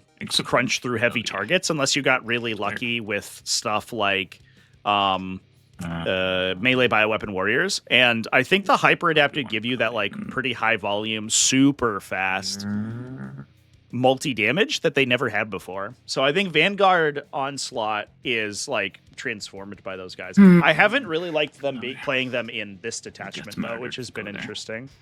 I think that's the one that like really stood out to me. And I think they took that GT almost immediately as soon as they were released in Vanguard Onslaught. Go over there. And then Hyperdepth need to come down to 150. Yeah, that sounds good, right? They like definitely a little bit more than basic Raveners. You don't want them to just be like played above those, but the basic Raveners bring so much additional utility that the Hyperadaptive don't really do, and you don't get that much more damage out of them. Like they get Synapse, I guess, and sustained hits, and 3 more attacks, but otherwise they're mostly just the same unit. So it's like the fact that they're 40 points more is pretty wild. And sometimes there's enhancements that are good for them, but it's not often. The weird part is that they pay, I think, a premium for anti-monster anti-vehicle, but there are so few situations in which anti-monster anti-vehicle on a strength 6 weapon matters that it's like irrelevant. 99.9% of the time you're winning on 5s or anyway. So having anti-vehicle 5 is stupid. It's only if you attack like specifically Land Raiders and like Goldorns where you actually need the extra bonus. So this is, oh man, we're getting so spicy here. I'm a little worried for a Darren right now. So this is gonna give him a screen on his home here. The Tyranid effects, I think he's just sort of writing off. It'll give him a screen on his home and potentially a shot into this utility in the middle to clear more screens for the future. But he loses his command rerolls if he does this. Cool. So let's. Do you want to rapid? No. Let's start shooting. Let's start with Mr. Tyranid effects. He shoots everything into the Exalted. What's your CP at right now? 0 right now. After. Okay. Oh, sorry. Yeah. Just making sure you got tracked. Yeah. Cool. Oops. Yep. So there's a stratagem in one of the reasons that this detachment's so consistent, chat, is that there's a stratagem for subterranean assault to project an aura of charge rerolls, which makes a 6-inch charge with a reroll like close to a 90% success rate, which means that this situation where we're just going to try to put the entire army into Magnus and hope for the best is really consistent because suddenly we have like a 90% chance to get all these guys in, or to get each one of them in. If we don't have that, then it falls down to about the 70% chance that each individual is able to successfully make that charge. The chances that you get all 3 in becomes very low. I think Trigon's too far.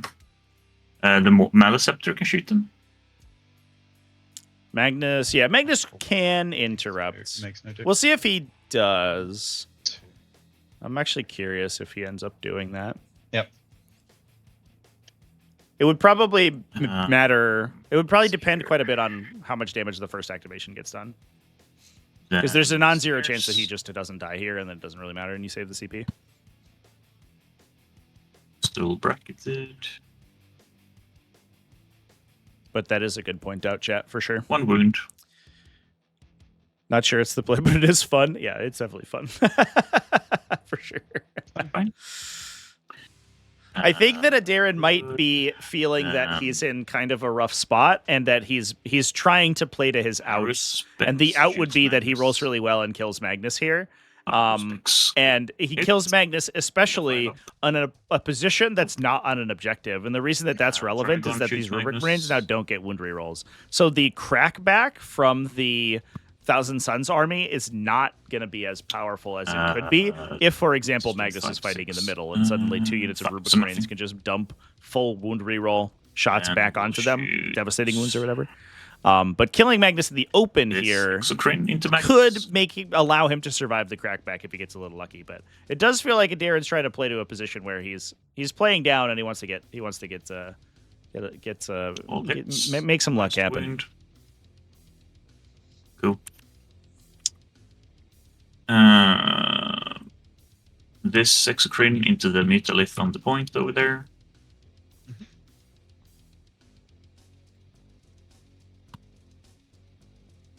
Standing still, so 2s. And then 5s. 3 on your info. Damage 3. Oh, we clip the Vortex Beast out. Let's see what the Philopane say. No. Does he care? Then We have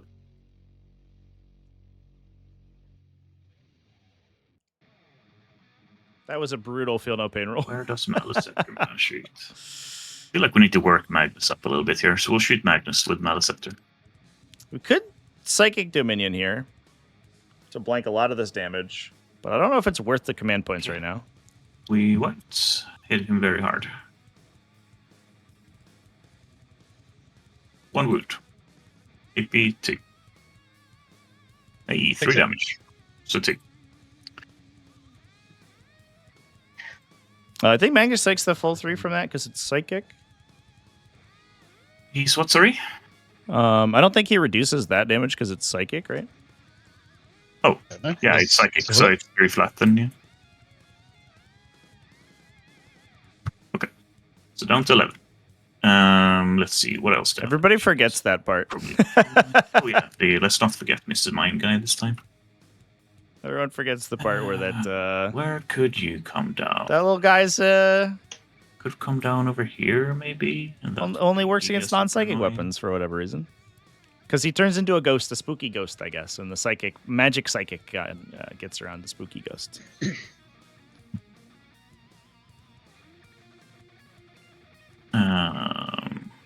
No, wait, I'm there. What the fuck am I doing? Let's see here.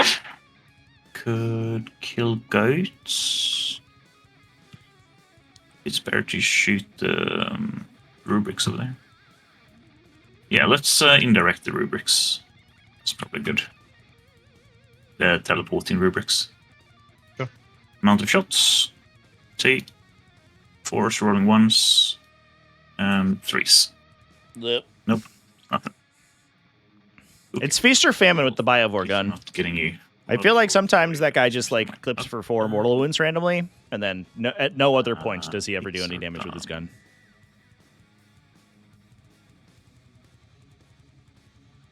It's a awkward, indirect, devastating weapon. So there are many chances for the Death Leaper here.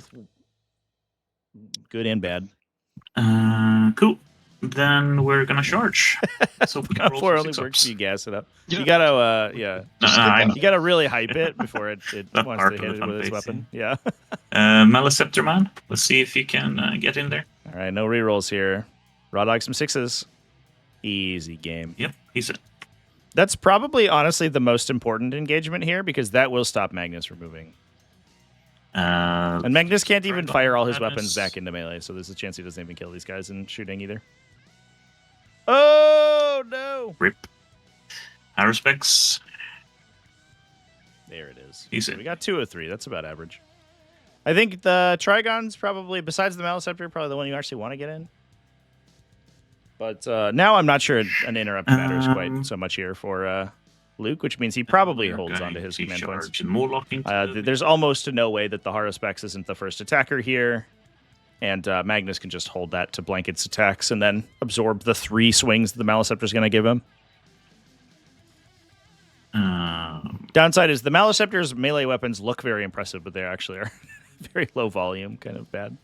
We'll stay there if you want to leave the It's big old scything talons. All right. Let's see here. Raveners can charge the Single shot Biovore killed so many 1 to 2 in units and stuff. Fell short. Yeah. The craziest one I got was back when Desolation squads were really good because you could run 10 of them. I had to pass that. Get him up. I got 2 exocrine shots into a unit and left 1-on-1 fighting. Which who would be the best at fighting? Would have left the apothecary. Their like fire discipline apothecary start regenerating them, and the Biovore rolled, I think it was 2 shots, double 6s to hit in Invasion Fleet, so they sustained, and then we're not like psychic melee, right? No. 3 sets of mortals, I think. It was like a crazy number of 6s, and it devastated the entire unit to death. I was like, okay. Calm down. Amazing.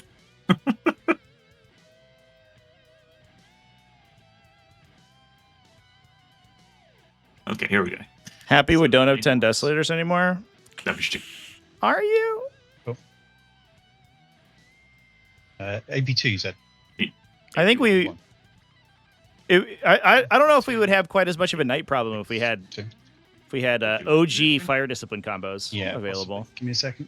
Just got to watch Marnius Calgar's aggressor squad shoot a knight to death with bolt guns. I don't think I killed you. It's actually got 7 to 3 damage. No. Yeah, so only a couple damage into Magnus here. But I mean, it's handy for next turn. It's a big commitment, though. It is. Give me 2 minutes on this. Absolutely. Because I'm +1 to wound. It's a big consideration for whether or not we spend the CP here to swing into the Maleceptor or eat the attacks from the from it. I think you just hold it and use the TCP to shoot the Trigon to death with full rerolls. That feels like the game plan right now. What are we doing here? I'm going to drop 1 so 6 go through. Should drop another 1 so 5 go through. You got 4 up in bomb, so I'm only getting 9 damage through. Yeah. 9 damage on a good day if you don't roll any sets of double ones. Yeah, the funny thing is that they brought back Fire Discipline as they're making the consideration here. The funny thing is that they brought back the Fire Discipline combo in Death Guard in multiple places. You could get it in several different ways in Death Guard, but Space Marines, it was too strong. Okay. I just want to hit as well. Whatever you say, G-Dub. Can't have it in Ultramarines, but we can do it in Death Guard in every detachment, essentially. Amazing. Cool. And then the Morlock into Mr. Mutalith. 1 attack hits and doesn't wound. Then he has like a million, like 50, 60. Yep. I don't know if we're going to kill this Vortex Beast with all of the Moloch attacks here, though. One thing that I'm noticing about Darren's build, 3 8p2s, is that he does not have a lot of synapse. Okay. Which unfortunately means that a lot of his attacks are coming out at -1 strength. We pretty much from where they should be. We should have just listened, and we could have just passed all this time. Yeah, I mean, I should probably have played more passively, but here we are. Cool. We are going to kind of witness the Tyranid, dearth of damage output here, though, which is an unfortunate reality of the faction. They can deliver powered almost anywhere they want on the battlefield, but whether or not they can actually do anything with it is the question. Into the Haruspecs, yeah. He's got no invuln on this, right? If you like Desolation crack missiles, you could be a space with the Iron Priest Impulsor trick. So no, I'm just a big boy. Cool. I very strongly considered playing that Agent X in my Space Wolf list, but I realized that you could just bring a different vehicle with more guns on it for cheaper. I was like, if I'm pointing my Iron Priest at something, I might as well take something that's cheaper. 6 in total. Okay. Then Mutalith.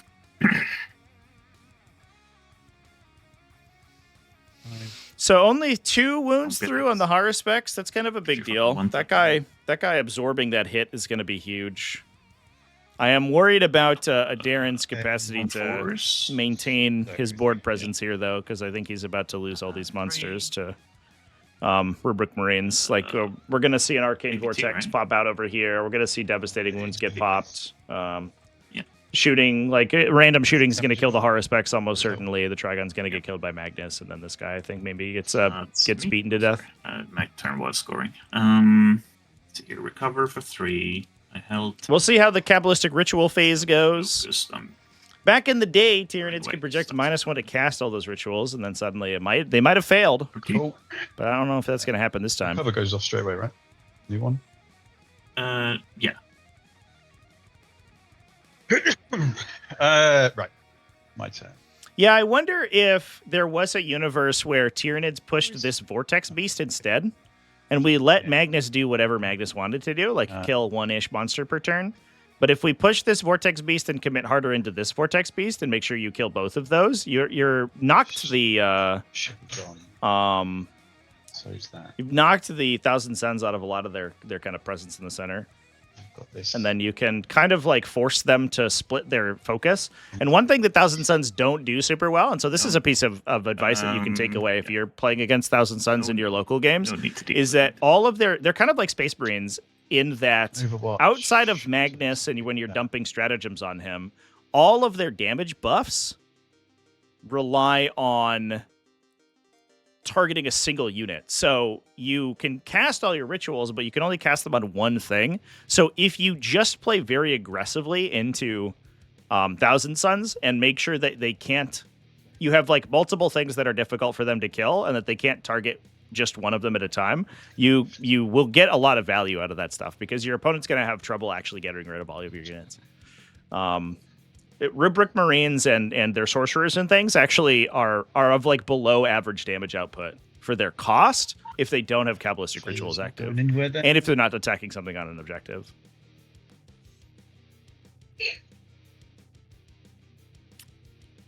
Back in the day, Zoanthropes would have dropped to smite the Rubric somehow. I guess if they moved. That's true, actually. Yeah. Useful. That'd be a 9th edition. Yeah. Damage. The Rubrics would have been dead to mortal wounds, and so would have Magnus. And yeah, you're not wrong, Chad. Actually, it would have killed all that stuff immediately. Oh man, I miss it, chat. I missed the psychic phase. Can we go back? Is this a spot? Is there a spot here? There's a Moloch here, but it kind of looks like there's an open zone here. That could have been a big mistake if Darren left that open without dropping a spore mine on it. Right. He did pre-measure his screening, but he pre-measured his screening before he charged. So I don't know if there's that zone is still totally clear. Oh, yeah. Just an annoying profile for me to go into. Yeah. Oh shit! I forgot to charge the Raveners. No, I did. Right. No, you tried. Yeah, You tried, I did. Yeah. I did. Oh, how much time have I got left? 30 minutes. So let's just quickly run through this then. They can come out here. Yeah, I found that Thousand Suns can be a little problematic on time, actually. There. Because one thing that they do, and Space Marines do this too, Thousand Suns actually very much feel like the Chaos equivalent of regular Space Marines. You can do to re-roll. They each of their individual activations is very complicated. So, for example, a Rubric Marine squad shooting is 3 basic weapons, 1 special weapon, usually a Soul Reaper cannon, 1 aspiring sorcerer, and 1 sorcerer, like a attached character attachment of some These kind. need to be lifted. Most of those have rerolls. Like most of those are multiple rolls. Most of them have rerolls and some sort of keyword on top of them. Like sustained hits if you're an Infernal Master, lethal hits if you're a sorcerer. Again, and then and keeping track of all of those independently is like can be very confusing. Okay. Yeah. The wounds on just Magnus, or what's that? -1 damage. Oh yeah, -1 damage and dev wounds on Magnus, or No, the whole army on dev wounds. Sorry. Oh, the whole army. Okay. Yeah. Okay. Storm hostile and recover assets. So I need to kill this essentially. Hitting on 4s. I'm probably better off just backing off. So I think we'll do a psychic scream at you here. Cool. So you pick, and I will roll it as we go. Sure. This Mutalith at -1. Fails it. Yeah. I'll the Magnus Man -1 because he's in synaptic range. It's failing. The sorcerer here in middle. So Shadow going down. Chaos Spawn. They're fine. Fine. Mutalith over here. It's fine. The Mutalith over here. It's fine. And then the Enlightened back here. They're also fine. The Infernal Man. He's fine. And then the Sangors. They just barely make it. I think it's just this guy left, the Mutalith over here. He's fine. Everyone's fine, except these 2. Yeah, the one that I need. Yeah, I know. I don't want re-rolling hits and shit here. It's ooh, Magnus failing is a huge deal. Or blanking. When do you do that psychic spell? In the command phase, after you've drawn your secondary. So I can now bin this one and redraw? You first do your normal battle shocks, which doesn't matter because everyone that has to roll has to roll, and they're already battle shocked. So Yes, correct. I can redraw this one. Okay. Yep. That's the end of the command phase. Go on, just checking the order things. Because Yeah, all I good. think that getting battle shocked is going to stop this now. Yeah. Which Yeah, that's the unfortunate, 'cause I idea can here. Actually, that means I can't fall back. Yeah. Interesting. That was a great shadow. Mm. The stuff in the corner, yeah, that was kind of irrelevant. Didn't matter so much. It didn't change Oh, that was annoying. Luke's primary score, Mhm. but Magnus and the Mutolith failing is a huge deal. I mean, this No point, defensive have to strats do, there. 3 battle shock tests. Is Yeah. it's a big deal, and that's going to most 3 likely minus lock 1. that objective under Adarin's control as well. Fine. So Well, 2 of Crystal them. unit will. The useless Tyranid army, yeah. Boys, can you turn that down? Just feels like it's just random, I think, is the problem. Because sometimes it is legitimately useless, right? Sometimes it actually does nothing. I mean, if I can have a good turn here, then I just need to see what you can do. Wasting time. So these come down.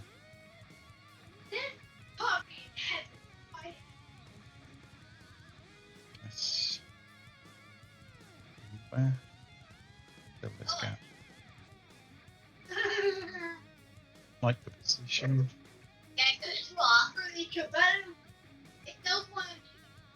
Go into this. Go into this. The points are currently tied 25 to 25. Luke has not scored for his top of end of command phase scoring because we're still inside command phase right now, but he should go up to 35 at the end here because he's still holding 2 objectives. This, so let's just wing it. Cool. These go down here. I'm just marking them, and then obviously they come down there. Something like this. Something like this. This is not there. This doesn't need to. I think first bit of movement would be these coming round.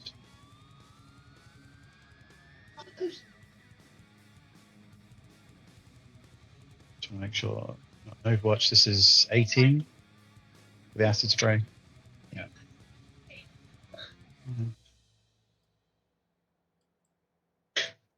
Still got 10 points there, so give that to you.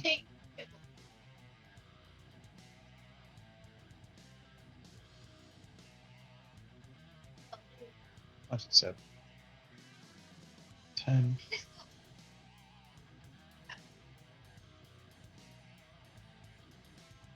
This one is not going to be in Can I shoot range. my Tyran effect, sorry? Yeah. Just making sure I'm not within flamer range. Within 18? Yeah. Yeah, no, that would be bad. Yeah. Yeah, I've made that mistake once already. Yeah. Let's not do it again. I mean, I came to you, so it was... Yeah.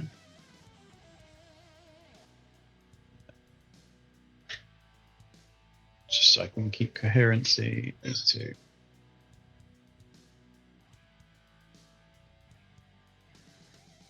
So he's not rotating. Let's keep that one.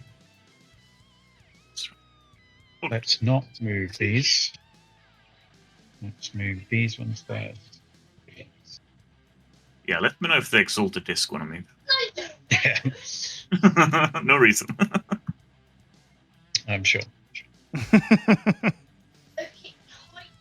Just threatening a super spicy Overwatch right here. Cool. It is funny how much of a silver bullet the acid Tyranifex is against specifically these Angor enlightened units. Back.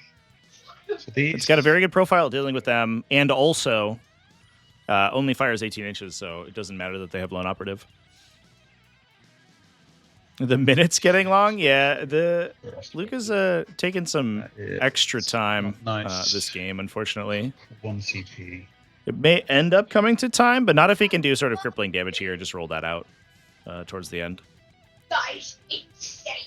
If the timer does run out for a player, by the way, chat, they are no longer allowed to make game actions. They are allowed to roll saves and Battleshock I have tests choice on a six. I need to paused take myself clock, out of this, and then but they aren't allowed to move. They aren't allowed to sort of do make some decisions damage. or use stratagems and stuff like that. I just charge. It's not impossible that you do win on a 0 Kill clock everything, time, cheating. but it's very difficult. You will just simply score your passive points. So you'll draw cards and see if you score them on board, and if you don't, then you'll just continue. You'll move on, essentially. Flamer. So big incentive not to run out of time to play the game. Go there. Yeah. Think This that's You see him yet? me done. Yeah. So I don't have time. Cool. I'll do flip to anything? me real quick. Yeah. Yeah. Heroic. Soul on the 9. It's turn work. Very complicated.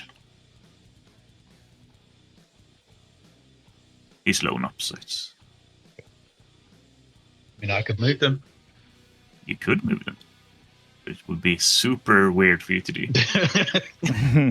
Maybe I don't want to kill that horrible acid spray guy. Yeah, I like one guy plus the Exalted might get to shoot him. Well, actually, we can be closer, can't I? Yeah. Well, it's more of these guys that might do stuff, but you probably want to kill these so everything dies. Yep. That's fine. Over to you. Cool. So So that's a free rapid ingress off the lictor. It is battle round 3. It's strategic reserve, so it has the spells. Let's do. Comes off 6 inches off the table edge. As we discussed previously, it cannot use a tunnel marker because those only work during your movement phase. But because it's the 3rd battle round, it can come into your opponent's deployment zone, so it's just going to hop in and hopefully set up for some secondaries next turn. Or it also could set up to charge the Rubric squad there, and there's a non-zero chance. It's not a great chance because of damage blanks, and the fact that the Infernal Masters can automatically pass their saving characters, their saving throws if they want to. Gonna ritual me down. The lictor could kill the Infernal Master if it gets lucky, which would be a big swing. Well, it makes sense, but yeah. Flogo TV, thank you for the follow. Welcome into the chat. Hope you're having a good Friday. Like that you couldn't do fucking stuff when you were Battleshock. They removed that. Right. Rerolls and then AP. Yeah, cool. Rerolls into the Morlock. Mm-hmm. Cool. Goes off. Yep. And then AP doesn't go off. I'll spend the CP. On Magnus? No. He's Battleshock. No, yes, thank you. So I need to chuck in another dice in and hope for a 2 2s. So 8, 10. 8, 10. So it goes off, but I don't get the extra one. So it's just +1. Who was this on? Sorry? On this guy. So everything's going to be +1 AP into this guy. +1, okay. Yeah, I didn't get the big one off. Then D3 mortals, right? yes, he rolled a double. 2. Value. And 2, 7. Couldn't reroll. Yeah, sorry, he's not adding. Because of the battle shock, and takes damage because of an empowered ritual. Done. Whoops. Okay. You hate to see it. Doom Bowl up here from this guy. Yes. 6 needs a 7, so it's chucking it. 8. Not then. Minor damage. No. 8 goes off, but it's only a small one. Mm-hmm. 3 6. Who's this on? Sorry. on the Tyranids at the top. Yeah, part of the unfortunate reality of Subterranean Assault chat is that big Doombolt. Yeah. You said It's but it's D3. Oh. Yeah, they changed it to D3 and then it's +3. Cheating in the wrong in the wrong direction here. I mean, I'll take it.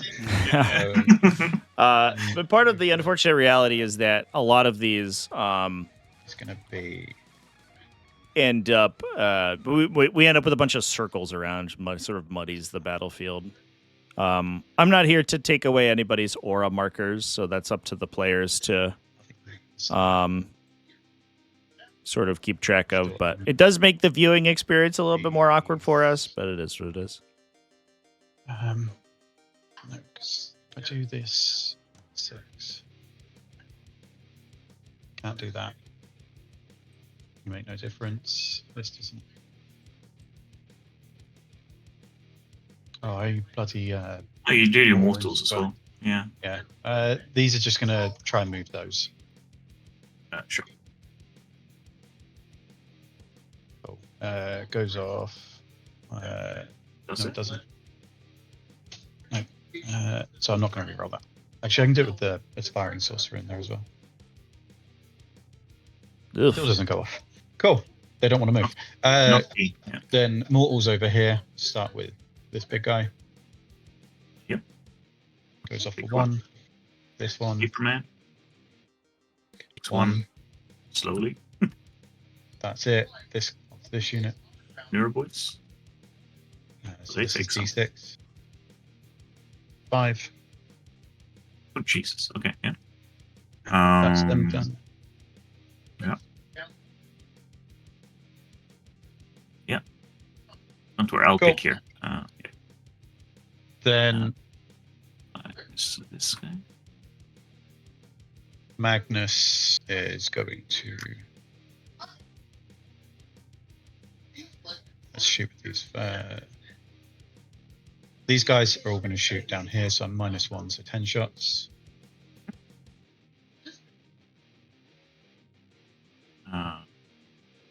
This is up into this guy. Into T5S, man. Yeah. Oh damn! I was too close to. Yeah. Yep. None of those. So just 1 lethal, -2. -2. Yep. 2 damage. That's enough. Cool. This is shooting, by the way, from the Enlightened, not mortals. Oh, from those. Oh, from them. Then I'm fine. You don't ignore. Oh, it's -2. Yeah, so you still left. Yeah. Okay. Cool. So this guy will try and shoot into this guy. Going to be hitting on a 4 now. But 4 rerolls. Doesn't hit. Reroll. Hits. 3. Dev wound. So it's just dead because it's D6 on top. Cool. Then this one is going to put his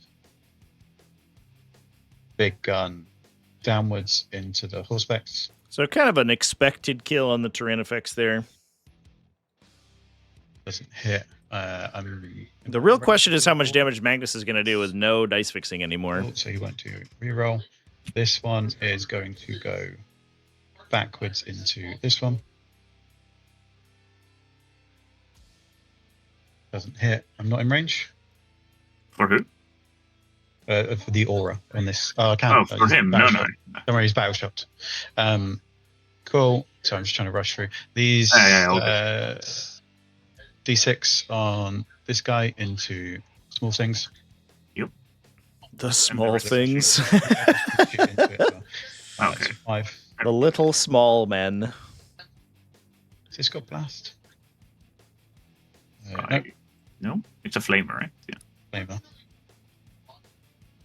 Cool. Those are psychic though, so 3 are dead, 1 and 1. Yeah, don't worry for that. It's like APT, ignore covered. But I'm and then I don't know if the other guy can see.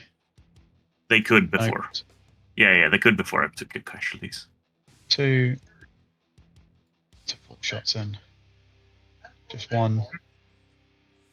Strength 5. 3? So no. Yeah, no. Cool. Done. Then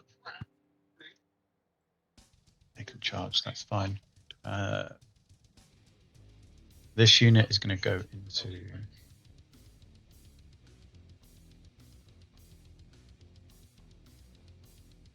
Bugger this up. Let's put all of this unit into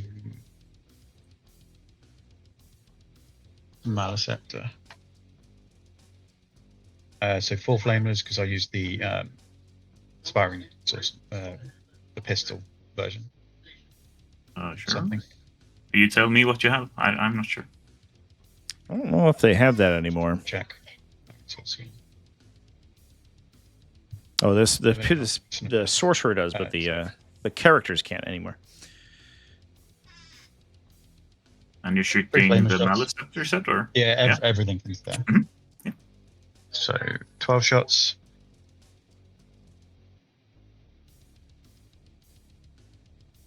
Reroll Rolling ones. one. Ew. This is strength. So it's just 2. Yeah. Yeah. 1. Just 1 damage. Yep. Then 3 shots from the sorcerer. I'm engaged. Does that matter?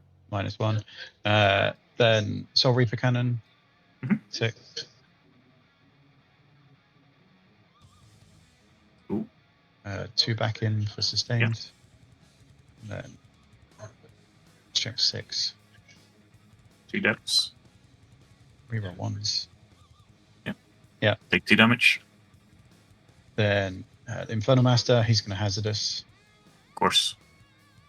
Heyo, let's go. Okay. He's strength 6. Yeah. 5s. Yeah, I'll flip this to a 6. Mhm. So I don't get Makes any sense. rerolls there. So I get 3. Oh, yeah. Right, 3 right. devs and 3 saves. 4 ups. Whee. What's the damage? 1 each. 1 each on these ones. So 5 damage. I think that's that unit done. Hazardous check as well. Yeah. They're fine. This guy, then, I think if I go into him, I could do the charge. Probably bigger. So I'll do. Yeah, he doesn't see him. Badly. Yeah. Everything into this one then. Into Harrispex man? Yep. So hazardous. 6. This would be big if No rerolls. I'll flip one of those. Just if Magnus is able to kill the Maliceptor and charge the Trigon, he could sort of like salvage this situation. Maybe You ignore cover. there is a non-zero chance he can kill not the on No, you Trigon. don't. just on the Okay. unit. And then So these are going to be 4 goes plus 1 AP. through. 4 goes through then, yeah? Mhm. Because he has 3 that, yeah. Okay. Explosions. Hazardous. No. He's fine. Okay, Then Magnus. so Magnus would just have to shoot the Maliceptor down. into. Unfortunately, he's -1 to hit and wound now. Yeah, the minus blast 1 is to gonna hit go. and wound, yeah. Yeah, the Maliceptor's aura, if you're below half starting strength, then also projects -1 to wound on you. 4. Magnus's strength is relatively high, so maybe that's okay. But he was definitely banking on the full wound rerolls in this situation, which didn't look great. Oh no, that's not gonna do anything. Uh-oh. Yeah. Blast.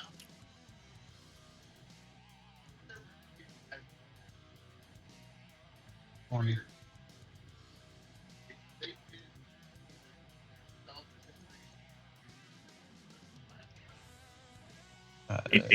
Oh, sorry. One is flipped to me here. Fine. One's a dead. Yeah. AP2 or AP1. Ignore cover. yeah. Suffice. Okay. Wow. That's 3. What's the damage? 2 each. 2 each. So 1 dice. Okay. Back to you. That was a waste on him. First. Blank damage. That's painful.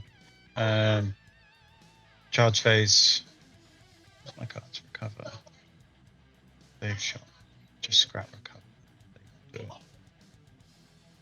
Guess they can do it because it goes off. And then I'm not You recover and storm hostile objectives are the 2 draws here for Luke, and unfortunately, storm hostile objective is kind of a dead draw right now. Yeah, I'll do recover with the spawn and angles. Yes.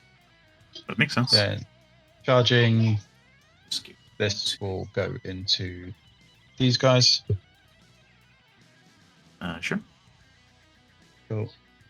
It's very hard to miss. Those, and then that's. Let's go into this. Stop your primary. You fight first. I do. And 2 each. Let's go for it. Sure. I do believe he gets in.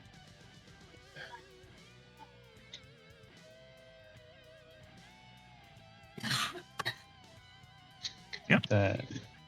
Cool. Fight here. Do you want to just pick him up or? Yeah. The 15. Cool. And Yeah, then yeah. I'll just go. Wait. Sure. Have I got 2 there? Oh yeah, that's what happened with Magnus when he copied him. Yeah. Fair enough. Cool. Then you get to fight wherever you want. Well, I'll start with the Death Leap into Mutalith, and then the Malicept will fight you there. So first the Death Leaper. Yeah, so this is occurring before the charge, theoretically, because Death Leaper has fights first. Roll 5s again. Chances it kills a Vortex Beast, even though it is damaged, is pretty low. But it could bracket it, which would mean Death Leaper likely survives. Cool. Those more. Ooh, boy. Yeah. This maybe was a bad play. No way. Oh, he lives on 2. That was a big swing, though. Well, whoa. Yeah. You're not dead. Yeah. It's my turn. Yeah, it's my turn. I was just gonna roll. It's on my time, so don't worry. Yeah. Maliceptor. You can prepare yourself for that one if you want. Oh, wait, it's 3 attacks. Into Mr. Magnus. Jesus Christ. Okay. See how it is. Can we get 1? Strength is 10. And you're not good enough to punch into Magnus here. Alright, back to you. Big no damage. Cool. 5 from the big guy. And here comes the Vortex Beast. I'm on 2, aren't I now? So he is bracketed. Yes, yeah. So force. Force. Yeah. Oh no. 3 saves, -2. So it's a 4-up Envon on Death Leaper. Good thing we have CP left. Didn't need it though. She lives. And because the Mortalith is battle shocked, he won't be holding the objective. So as long as Death Leaper doesn't battle shock, she's going to take the objective. There we go. Go. So 7 from Magnus. Oh yeah. Yeah, mine anti-X is always unmodified rolls, so that is applied before it. -1 to wound. Which means that there's a little bit of like fun, like weird anti-synergy for cool. So just +1 to wound on an anti-X weapon. Keep it to me. Because it doesn't actually, it usually doesn't even apply. 1 goes 3. Damage is 3, right? Just 3, yeah. Good days. Alright. That's... Yeah. I'm sorry. I've been Storm Hostile. Yeah. Cover goes off for 3. Yep. Oh, which you've already put on. I gave it to you there, yes. Just save your time a little bit. Yeah. Alrighty. And I want to lift these. So that will keep a Darren in... Realistically not. I will keep a Darren in parity. Or at parity, I guess, with on score, because he's going to score 10 points with secondaries. And now there's a second opportunity to kill Magnus, because his shields are down. He still has his -1 damage active. That's not a stratagem, but he can't damage blank or reroll here. And then there's pretty good shooting at clipping the Rubric Marines. That turn was not good. That might have actually swung it for a Darren here. If the Swarm Lord plus some of the attacks over here should be enough to kill a Vortex Beast by themselves. That's likely, I think, that depending on what a Darren ends up picking up and moving around the table here, he could clip out 1 objective, maybe even 2. And there's a chance he kills Magnus, or if he elects to just remain, he could push and try to kill the 2 Rubric Marine squads and leave Magnus alive. Okay, So we're Oh, going boy. to see what the cards say. Yeah, the burn in the center, I think, would have been a good Assassination one and too. The overextends. problem is that all of these units have Okay. had to attack every turn, essentially, right? I think that the one thing that Luke didn't consider is keeping the Jesus spawn Christ. back and try to burn with them because they are difficult to alright. kill. But I do agree that the burn would have been really Those, nice. obviously. The downside is that you cannot burn starting top of the first round. So Luke was able to move up and take that objective with the Vortex Beast, but had no way to burn it until the second round, when Darren had already moved up all his stuff and was forcing the Thousand Suns to attack them. But an attempted Scorch on the middle with the Vortex Beast would have been a big deal there, for sure. 3. So the downside with the Raveners into Magnus is that the -1 damage is really going to hammer them. The Trigon doesn't wound very well, but at least his 3 damage goes down to 2, so he needs less activations quite yet to kill less is down Magnus. the range of Mr. Badman. Oh, Mr. Badman. Wait, where does the range? Bad me, Badman's range man. go? Just like that. Because I'm still off his starting position. Yeah, but it's from the real Badman that I'm really afraid of. Infernal Masterman. He's 18.8. Crap. Yeah. Cool. A Tyranid grenade, could you imagine?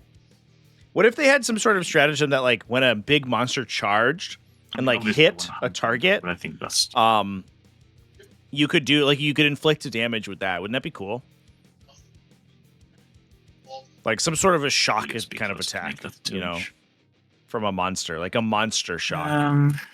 But unfortunately, there's nothing like in 40K like that, so that would be pretty weird if Tyranids had that. It would be strange. Let's stay combat here. It's just one of those things, you know? It would be silly not to. What if we charge him with more stuff? Spring. Pull the Challenger card. Another grenade. Yeah, that's true. Good old Challenger card.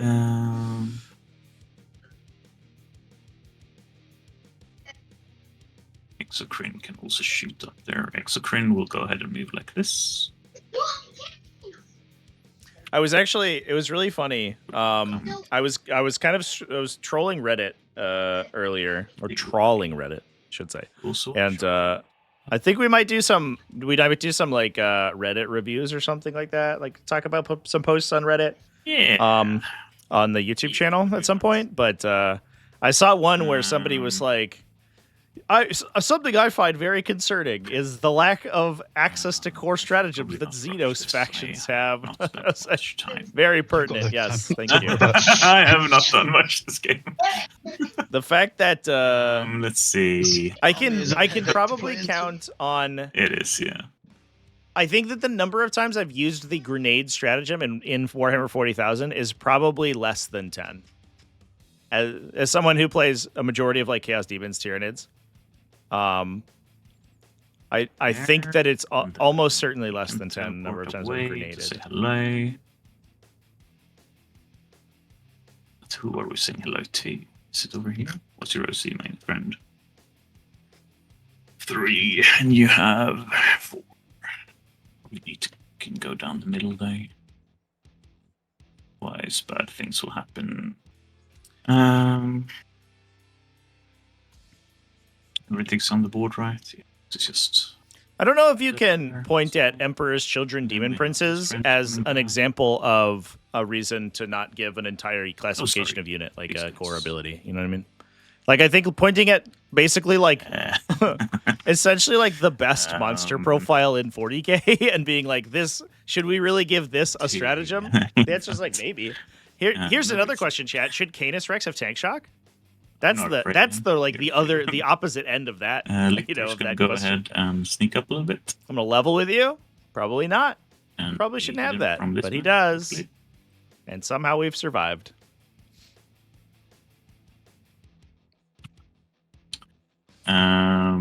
Then now we're coming with stuff. We don't wanna hold our hands out for Mr. Badman to see us. Oh, okay, we're not. Okay, nice. A 9-inch charge there, and then there. And we pop out the little tunnel.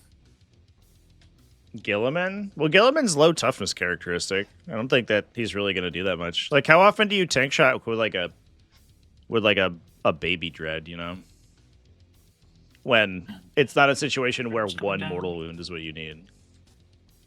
We want to do a 6-inch shard. Wait, it's not you. Fuck. But like those, it's not like there are not You're not you know, this game. monster I want to be 6-inch. or vehicle equivalents to those units, right? Like you can tank shock with a soul grinder. Yes. Is that so much different than tank shocking with Mortarion? I don't think so. Damn, I miss Hotber right now. 6-inch away from you there. Cool. And of the movement, do we want to teleport something? We can shoot here. We said, yeah. Oh, okay. All right, chat. You know, you're right.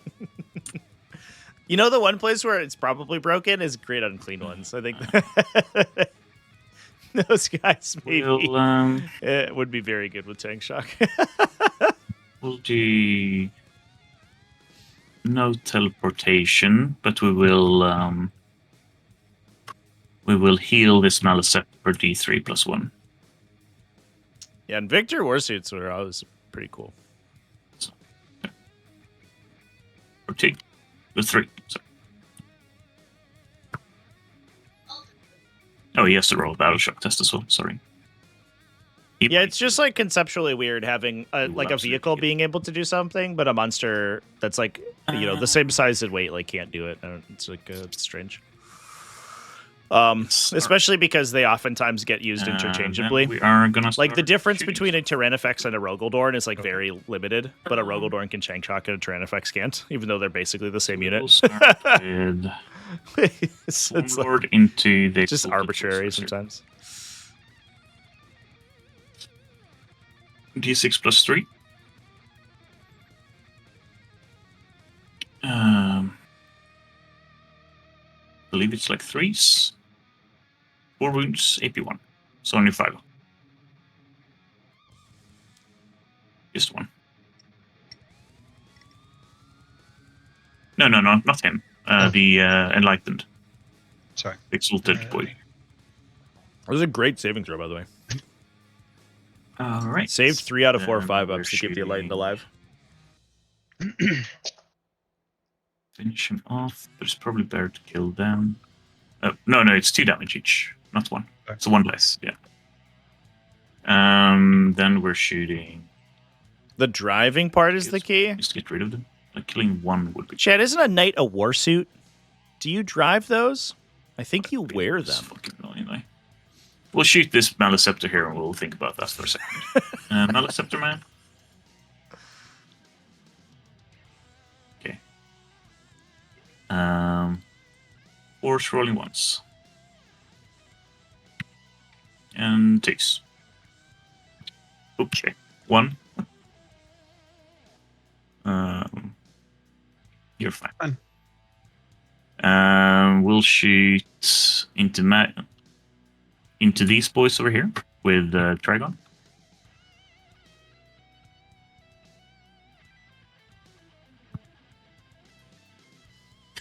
T. No AP. But no cover either. They're enlightened. Cool. Here in the middle. Yeah, damage.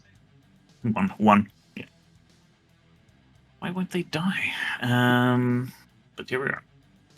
This Corinne will shoot. I feel like I should shoot this guy. I'll shoot this guy here. That's fine.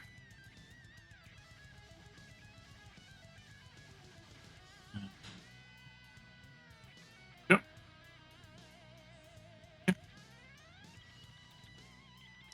Then blast 1, I think. 3s, rolling 1. Well. 5 wounds on Rainbow. Okay. Squad dead. Damage? 3. Cool. And this was into which squad? This guy here. Cool. so that's one. No Pris.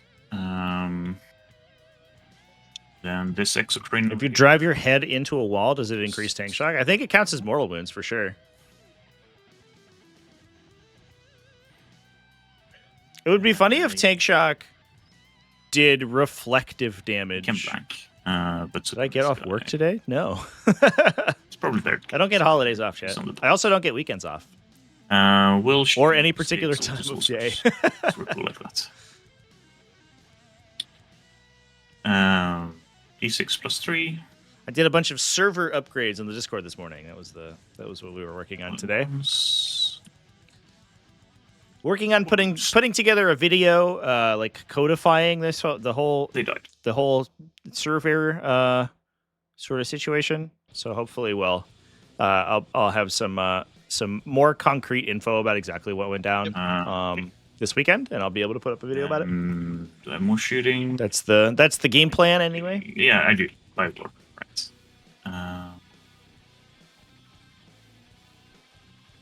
Where are we shooting? We'll try and take off some damage on the Infernal Master squad. We'll shoot them indirect. If I'm within range. I am. Okay.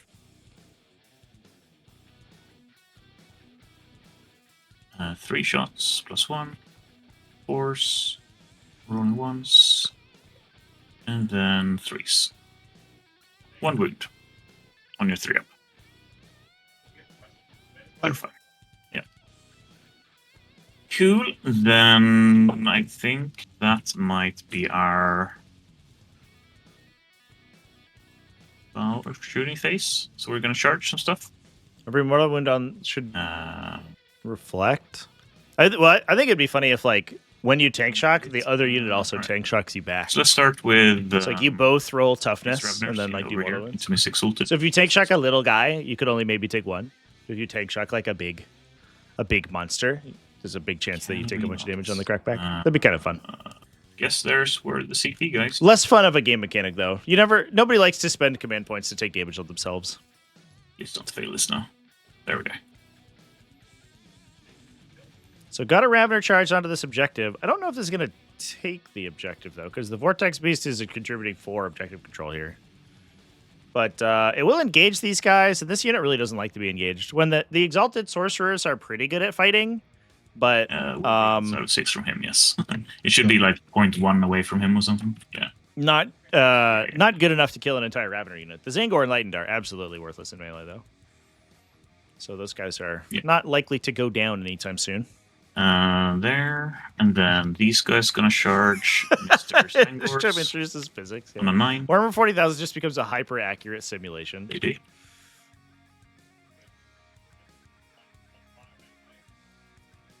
Every time you shoot a unit, you have to accurately track the current like wind conditions. So Raveners plus the Lictor going into the Zangors. Oh no. Okay. Lictor going into the Infernal Master, but that means these Raveners are very unlikely to take this objective away from without any help. That's some maple greed.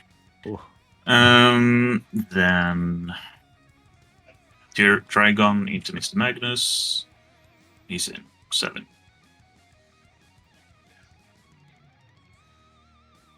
Do I want some cover here? Would it matter? Yes, okay. I'll stand here. Swarmlord into your Mutalith Vortex Beast, I think. Or do we charge the Chaos Spawn? No, can probably kill Mutalith if we're super lucky, so let's go for that. Into Mutalith Man. We're in. So Swarmlord is wounding on 4s here. He probably needs 5 or 6 wounds through the invuln save, but he does have 8 attacks with full rerolls. So the chances that he hands the middle with that many saving throws is actually not terrible. 8, right? Yeah, good. Okay. And then 1 Ryan's into Mr. Mytholith over there. 5-inch. They're not keen. Okay. Well, they tried. Not the greatest charges in the world here for a Darren. Failed with the Lictor and the So then we're gonna do some Von Ryan's. Where would you like to break in potentially? Probably there. So we'll start here. Yeah, 15 attacks.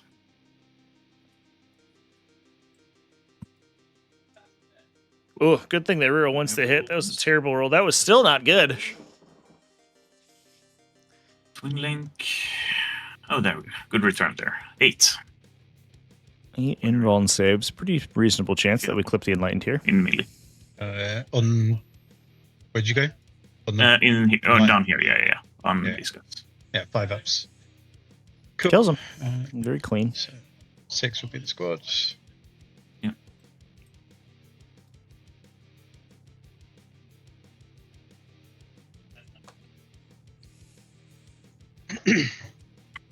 Got close to you. I don't think I can. No. This would also be closer to you. There. Then we'll do the Swarm Lord in the middle. Yeah. 8 attacks.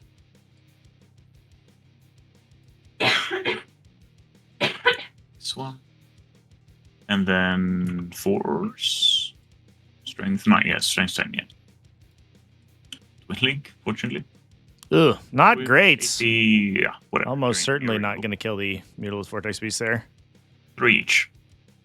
Only 6 damage. Yeah, that's not what we needed. It's 5. Well, I'm gonna interrupt here.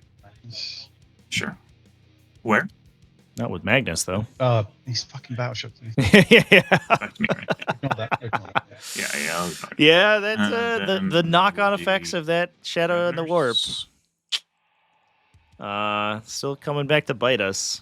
It is interesting that you think about the battle shock on your own turn, changing the scores and determining whether or not you can complete your secondaries in a big way. That didn't matter. So 3 will fight you. But then, you forget sometimes that it also affects Which means your opponent's crackback. So if they battle shock you on your turn, 9 attacks. their next turn is also going to be more effective. If you have Neurolictors, it gets even worse. Because they can suddenly source +1 of wound against you. Okay. I think 9 died. Unless you have an invul. You do have an invul.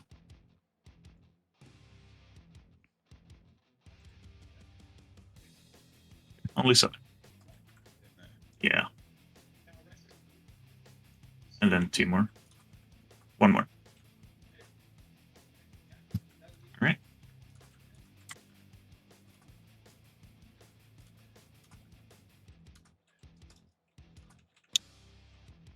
And then Dragon Man fights Magnus.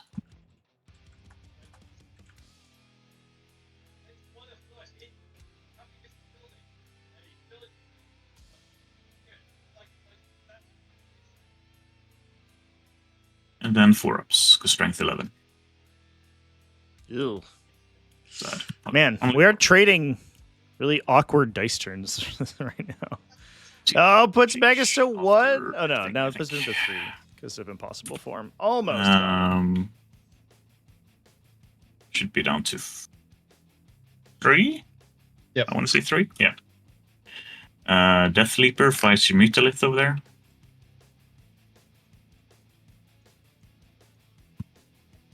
Two wounds. Ooh. 2 damage. Oh no.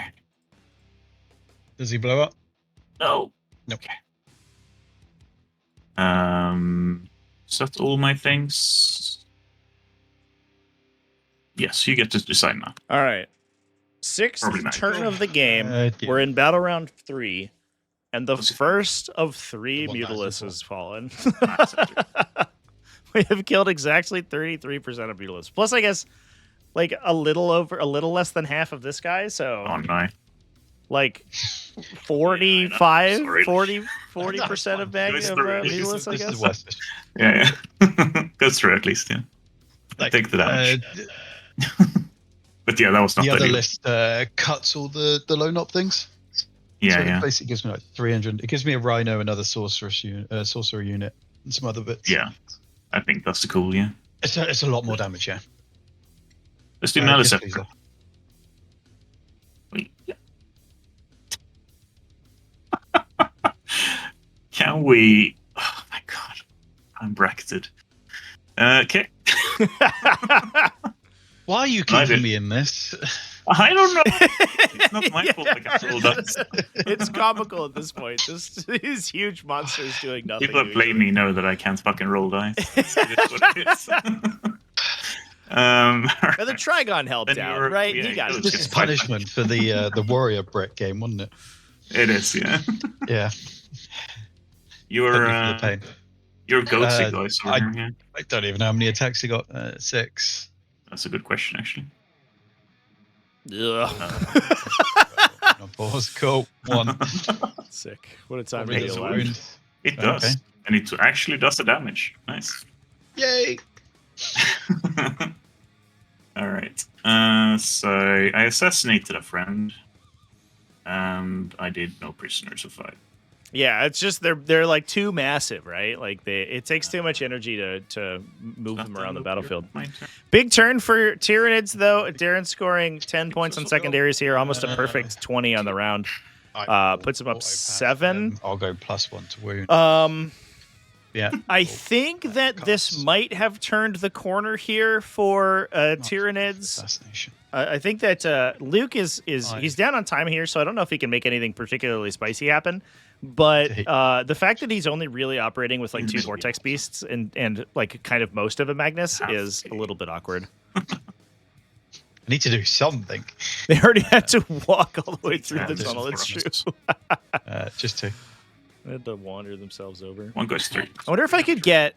I think there's like a 3D printable Nidus Canal Chat. 2 damage. Sorry, 3 damage. 3, yeah. Maybe 2. Yeah. I want one for my. Is the passing, sorry? For my Tyranid army. things at the back. Of course, that should be 3 on there. Yeah. Oh, there it is. 2. Yeah. There's both StarCraft 1 and StarCraft 2 Nidus Canals. Oh, I didn't see him on there. So we'll ignore that then. We'll just You probably take don't want to do that. Yeah. Yeah, exactly. I'm gonna make tunnel markers out of them, chat. Yeah. Oh, sorry, you have 1 more fight. You can kill my Raveners over here with the Exalted Discman. Sure. He can actually kill them, though. Like, straight up. I hits on 2, Threes. strip 6. Yeah. The 3s? Yeah. He's a nerd. Threes. Oh, he's a 2s now. Nice, very good. Sorry. Yeah, those guys were always on 2s. Yeah. It's 4 attacks, not 5. And then 3s. 3 saves. Yeah. AP 1 or 2? You're asking me now. 1. 1. Okay, so 1 goes 3. You said I could kill you? I mean, you could have I rolled a little mean, bit worse. You it's could have fine. helped. Roll that. Yeah, it's D3 damage, though, right? So you can... Or which weapon? it is. Yeah, it's the top one. D3. Yeah. Cool. 2 Take 2. There's a million of the StarCraft 2 ones. But not because it's The big wormies. all right. But there's the StarCraft 1 Honestly, one. It doesn't matter at this point. Assassination. Yeah. Yeah. Yeah. We can call it there if you want. Like, it's pointless wasting your time with. It's up to you. Yeah, no, I'm happy for you to get the win. Looks like we're gonna talk out here, chat. Yeah. I just wanted to push into it because the other game I played it slow, I blocked him out, and it was such a tiny win that it kind of wasn't deserved. Like the low knock guys don't do anything in this matchup when you can just drop in near them, and on search and destroy. So I've got like 300 and something odd points on my list that just doesn't do anything. Whereas like at least with the Rhino and the Sorcerer, I can push that up. It's an action piece. Like the new list is far better than this. This was the first design. So Yeah, fair. Yeah, I think the Tyranid subway detachment, I guess they call it now. It's like the second like you drop the screen, it's just game over, right? Because the Raveners just come in and eat everything. It's just all the scoring just goes away there. And then. But like so the first time I played into it, like I said, I screened everything out, made sure, but I was then playing his game. And if his cards were slightly better, he just wins anyway then. It's slightly different with a more killing list, like if take the 5 rubric squads. But yeah, the goats just don't really do much in this one. And then on Search and Destroy as well, it's brutal. Because the line's just I'm within 18 at that point, right? So Yeah. I mean, I think the main problem is the sort of scorched earth, honestly. Like, that I can just, like, hang out here and not be on objectives. So your rubrics and shit just... I don't get the bonus. And that's what you want against a big monster. Right. Pretty much. Yeah, that's kind of what we talked about too. This squad to kill him though so quickly. Press would have split fire a little bit, but It's the one thing I didn't want to happen there. No, thank you for the game. It's, Thank you. I need to get some more reps into this. If you want a game with the other list, I'd appreciate that. Absolutely. See how it goes into it. Just not this map. Just not this one. Yeah. Not this mission. Congrats, man. Thank you. Pleasure. Thank you. Yeah, thanks for the game, you two. That was Cheers. definitely an interesting one to watch. Poor Magnus being battle shocked there. Not really sure what to do. Cool. Well, Darren, congratulations on taking it all down with the whole Subway Tyranids. Subway. Woo. Subwaying your way into a victory, but by winning all your games. So there you go. Subway of sorts. Yeah. Are you going to stick with this one post the Knights metagame? I think it needs a little bit of editing. Yeah. Like I said before, right? I have I have one unit that can wound knights on force. Mm-hmm. Yep. And that, I don't think that's quite ideal, honestly. No. I unfortunately think that after they lowered all the Imperial Knights good points, it's over for Subway units, kind of in singles at least. Yeah, I think that's probably the case. Yeah, because I mean, sure, you can maybe dodge them, but I think around match 3 or 4, you're gonna meet some knights. Yep. And that would be the end of it. Yep. Maybe if you like went pure scoring. I was theory crafting this a little bit with another dude the other night, and I mean, you can theoretically fit 240 gaunts in here, coming out of holes. You just hope they can't sweep enough. Yeah. Disgusting. And I mean, I'm not saying you should play that, but you could play that. Yeah, I think I played 120 Hormagaunts coming out holes, but I played Death Guard. That was a very different experience. They just killed. I put 120 Hormagaunts in front of them, and they killed 100 of them. I think I lost like 70 on my own turn. Just not ideal. But yeah, I don't know. That's definitely an interesting consideration. You can also do like fun stuff like gargoyles. Like can move, like can shoot and scoot out of the tunnels, so they can just post up next to your objective and then just shoot and move onto them. So you don't even get to attack them back. They just take your objective from you. Jesus. I think there's definitely some play in a scoring heavy build for sure. I wonder if like the Chaos Knights lists get weird though. The ones that like run like the 6 gallon cannons. It's a lot of burr. Yeah, I mean the Gatling cannons. If you bring T5S, they're looking sad at you, kind of. Yeah, I mean it depends on what auras they have active, I think. But like if they can get +1 to wound and then Titanic duel you, like they'll chunk a Tyrannifex for a bunch. They won't kill it, but if they as soon as they win on 5s, they can be kind of spooky. Yeah, because they have a lot of like battle shock synergy, right? And like all of that means nothing against Tyranids. If you're in Synapse, yeah. But like you have to be able to do that while like sort of getting the angles that you want, which isn't always possible. I mean, with subway nids, you can kind of just be with the entire army where you want to be. Yeah. Sort of. Have you considered playing a Neuro Tyrant at all? I have. But it's. I'm just so unimpressed by his flamer, sort of. Yeah. Like -1 on the Shadow in the Warp, sure, that's cute, but it's like whatever. If I were to run him, it would probably be with 6 Zone Thrapes. Yep. And then teleport them around, killing knights. Yep. But the problem, I think, is that... you doing like 6 damage to knights. Yeah. And then expose yourself. Yeah, and then they all die. At you and like... Yeah. I was talking to a player at ACO, and he was playing the six Zone Throw build list unit, and I was like, "Wow, it's interesting that you'd like play this one because like it's so fragile." And he said, yeah, it's for teams. I would never play it in singles, but I get to choose my boards. So I can always choose boards where the lines of sight are so narrow, I can actually engage with them without being like immediately shot back. I was like, oh yeah, that tracks. It's like, otherwise these would just be Tyranofexes. Like, fuck it, I'm not bothered with this like 4+ save idiot. The only thing you need to do to deal with that is just go hold hands with everything. Like as soon as they pop out, you just pop out back and kill them. Yeah. They're not doing anything. Yeah, exactly. The one thing that the Tyrant does, the Neuro Tyrant does, is he gives you easier synapse access, like more consistently, which I found, especially for this attachment, which tends to like range really far, much more than Invasion Fleet. I found it was pretty useful. Yeah, because you can like put a Neuraloid on something and then pop the thing through the tunnel and have synapse anywhere. Yeah, but the thing I usually send down is the T5S, right? Right. And as long as he's not battle shocked over there, and that's usually 1 or 2 rounds at best. Yeah. And I can outpass in 1 round. So it's he's just gonna be there having the best of his life, overwatching everything he can fucking see. Yep. And it's just having the best of his life, honestly. Like. Yep. I think if I want to take something else, it's a Hive Tyrant. Mm-hmm. I guess spam stratagems, because there's so many good stratagems. Yeah. That you can use. He also makes the exocrines like significantly better with lethal hits. Absolutely. Yeah. Yeah, and sustain. Yep. Yeah, I kind of like I kind of wish Swarmlord still feels like a little expensive to me. I kind of wish he was a little cheaper, and then you could take the double Tyrant in like more lists more easily, because I do think that like the two of them's great. The problem is that like they have no resilience. Like as soon as they commit, they just probably die on the crackback. So they have to be your like second wave.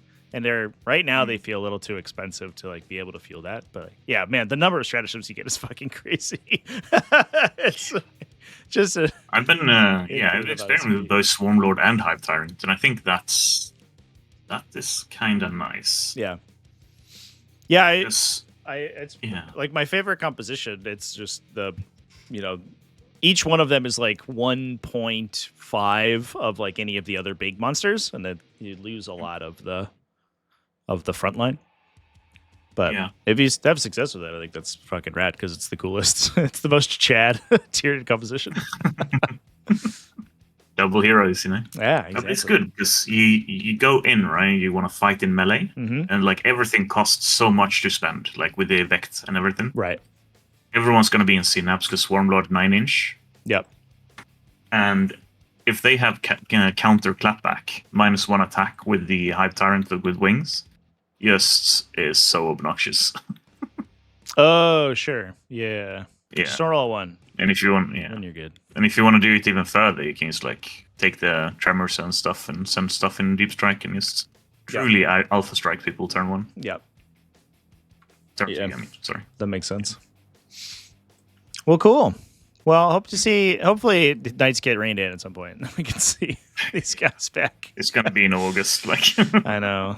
Oh, boy. But I don't know. Until then, I guess we'll see what happens. But have a good one. I'll let you go. But I'll get your scores in, so you should be all set. Congratulations again on taking it down. Thank you. Cheers again. Take care. Cheers. Bye. All right, chat. Let me just track the scores in. I guess it would be,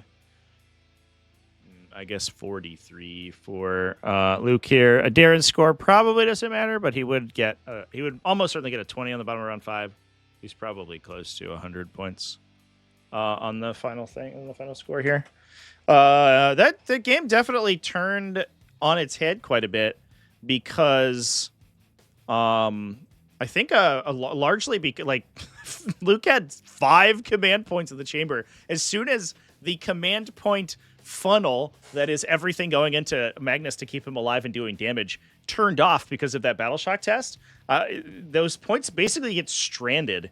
Like if Magnus had a Destined by Fate CP reroll, he blanks a lot of that incoming damage, full rerolls and shoots the Trigon to death, which is certainly possible after all of the rituals go down. Suddenly, he's not taking a lot of that damage. He can beat the Maliceptor to death and then turn around and then kill this Exocrine on the subsequent turn. And this game state looks much different, but that Battle Shock test was enormous. That was so big. And I think swung the game in a huge way. So anyway, chats, thanks for watching. That's going to be it for us today. I don't have any stream scheduled, but I will be live again on Sunday with our normal Sunday fun day kind of streaming thing. I might play more salamanders. I hope you all aren't tired of salamanders yet, because I kind of want to play more of them. Until then, however, it looks like there is a VTuber FFA going on over on the Aurelia Templaris channel. There's like a bunch of people playing on Tabletop Simulator, so that sounds pretty sweet. So we're going to go ahead and raid them. So I will see you all on Sunday. Go hang out and shout me out to Aurelia Templaris. Tempress, excuse me. Aurelia Tempress. And we'll see how their game's going. Cheers, everyone.